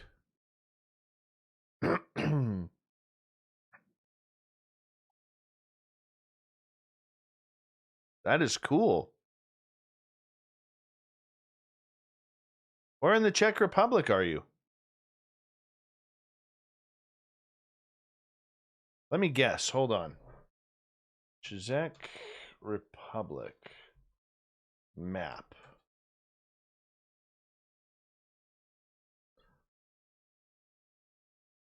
Let's go. This looks like a good map here to check out.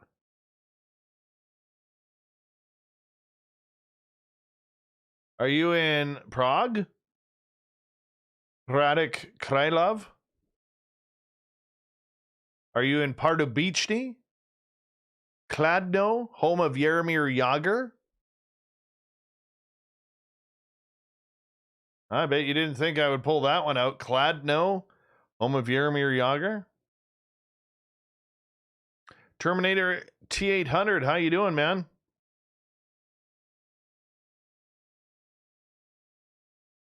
I love a beer town. Oh God! Now I gotta find a beer town on here. Pleasen or Zlin? Oh, which NHLer was from Zlin? I gotta remember that. Who's from Zlin? And Pardubice.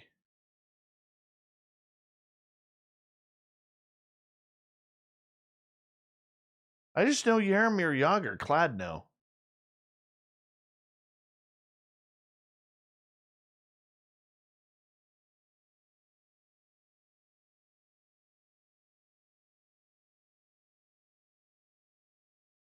Where am I? Right here. Hold on 2 seconds, guys.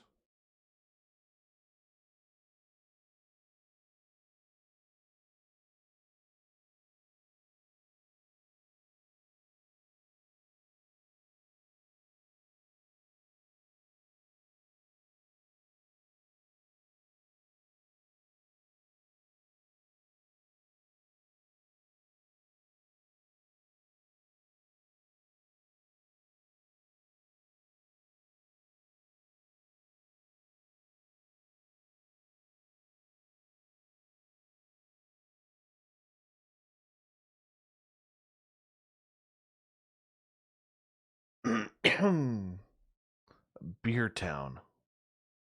Oh, you are in Pleason. Mr. Zygmunt. Oh, Zygmunt Palfy. He's from Zlin. That's right. Zygmunt Palfy. Didn't he die of a heart condition about 10, 15 years ago?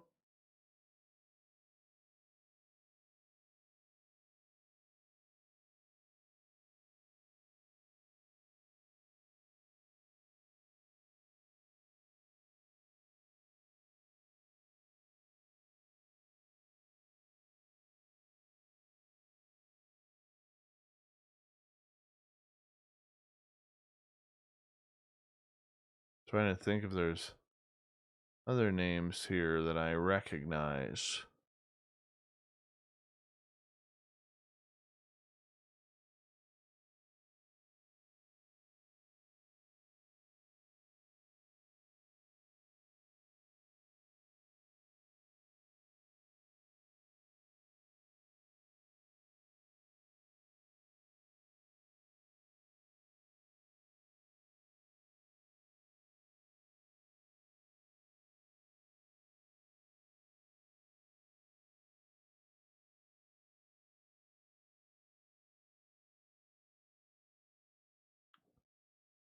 All right, Ben, we'll see you tomorrow, buddy. Hey, Ben, before you leave, you got to make sure we hook up on Skype, okay? I need you and Joe on Skype.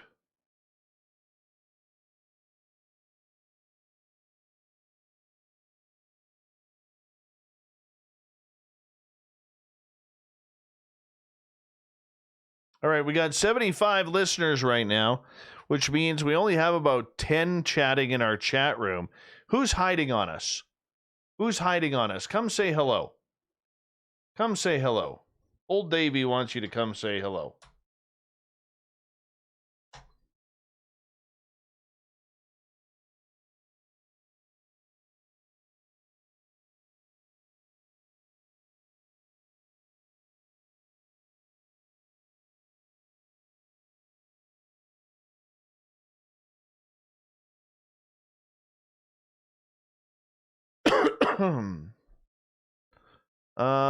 Tuna melt or meatballs?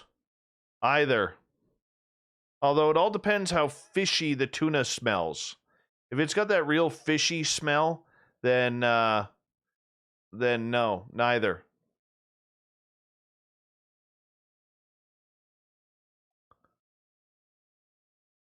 Oh, Miroslav Zikmund. Yeah. Heard of him.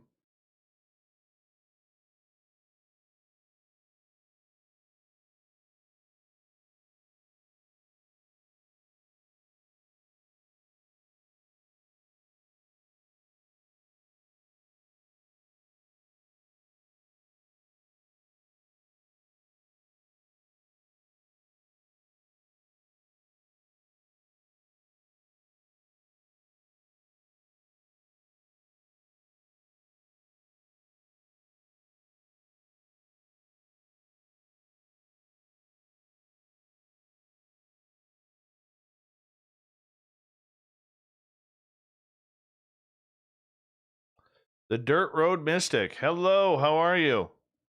Welcome.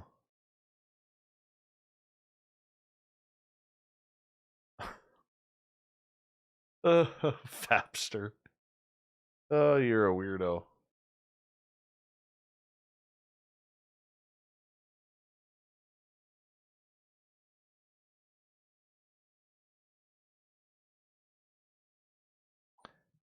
Hey, St. Albert, Alberta, home of Jerome Ginla and the minor hockey St. Albert Sabres.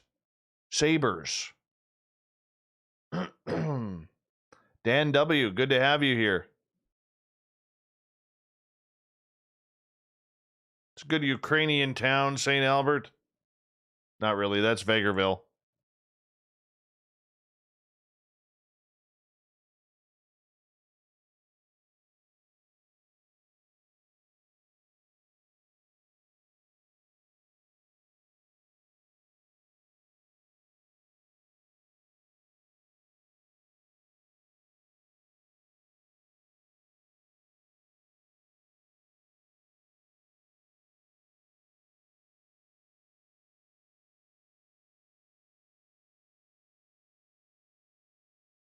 Night Gorgeous Jenny, thank you for the super chat tonight.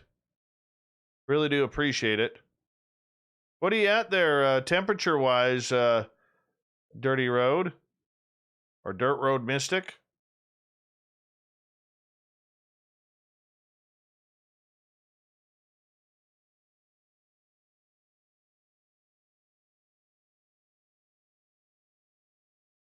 Finally. Finally. This audio is done. That there. Close that out. Go there. That's where we are.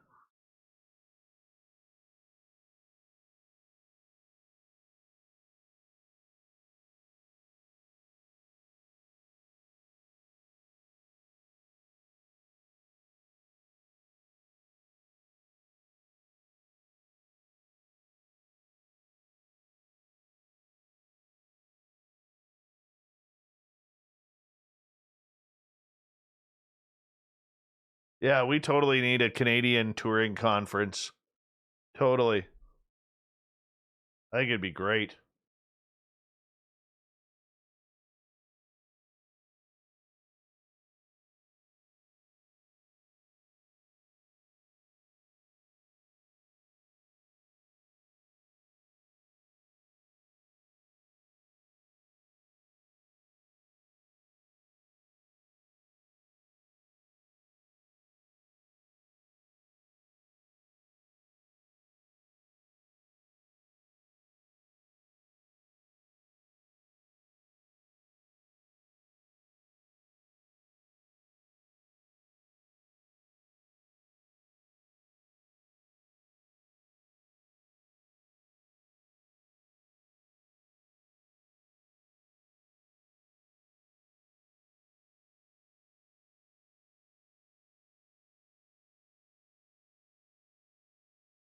Oh, -23 without the wind chill. That's getting nippy right now.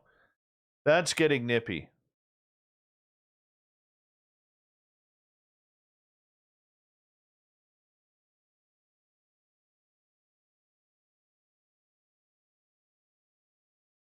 Last year, this time, we were on a spell of like -30 to 35 days.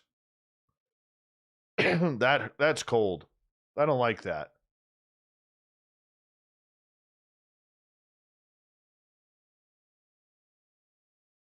And the damn wind chill. That's terrible. Hate the wind. The cold is easy to take. The cold is real easy. It's that goddamn wind chill. Oh no. I forgot to edit. Son of a gun. I forgot to edit. Oh well.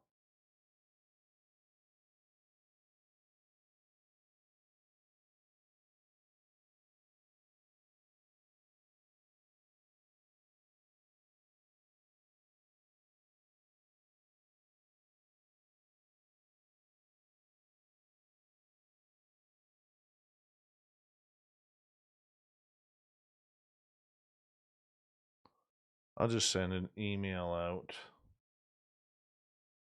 That's what I'll do.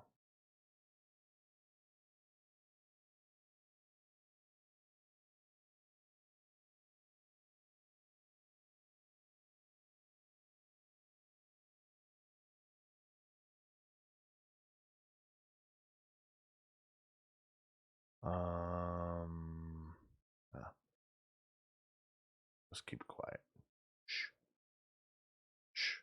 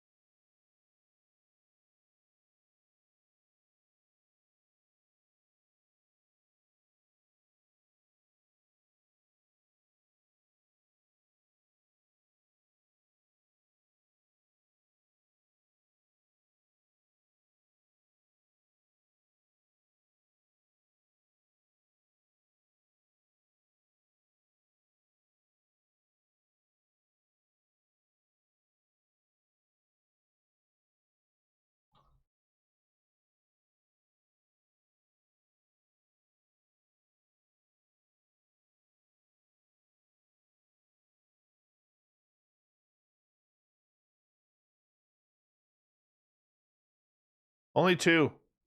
Only two made it into the show. One for me, one from Ryan. But I'll just shh. Breaks don't count. During breaks don't count.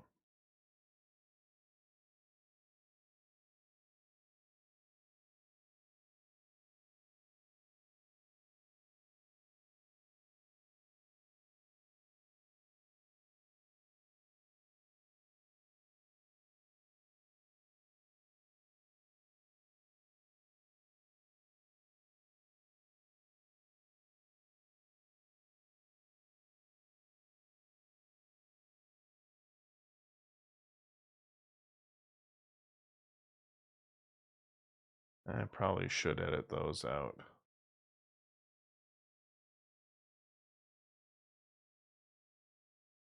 Ah, hell with it.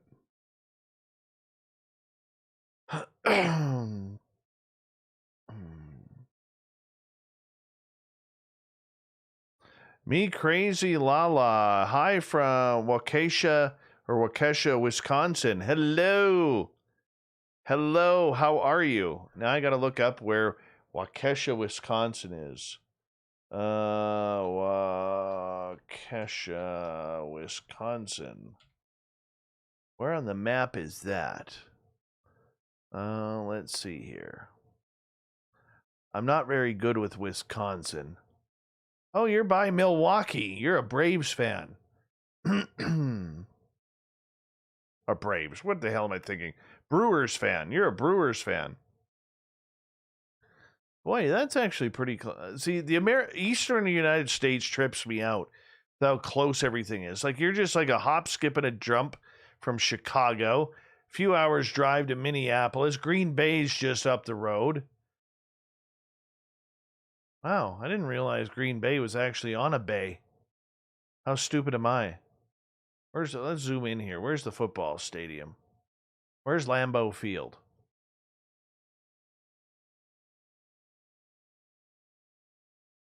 Okay, there's the Green Bay Packers. Oh, there it is.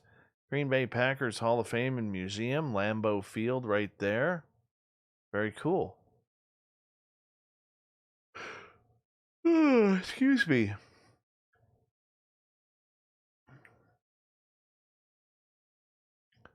I really like finding out where people are from, because sometimes it absolutely blows me away that there are literally people all over the world here listening to this show. It's kind of cool in a way. It really is, to be blunt.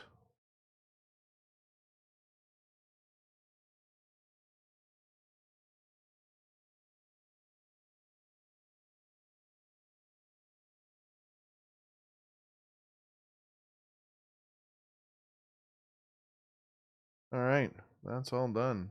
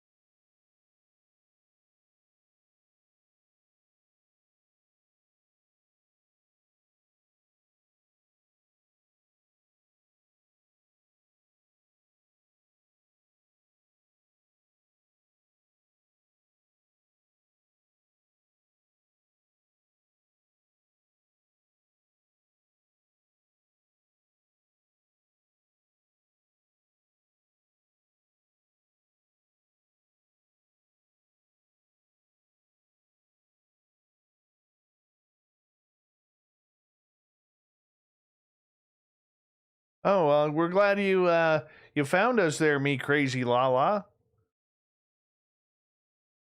Make sure you hit that subscribe button if you don't mind.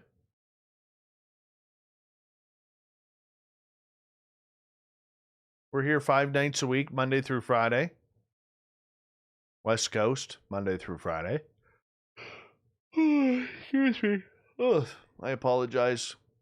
It's almost my bedtime.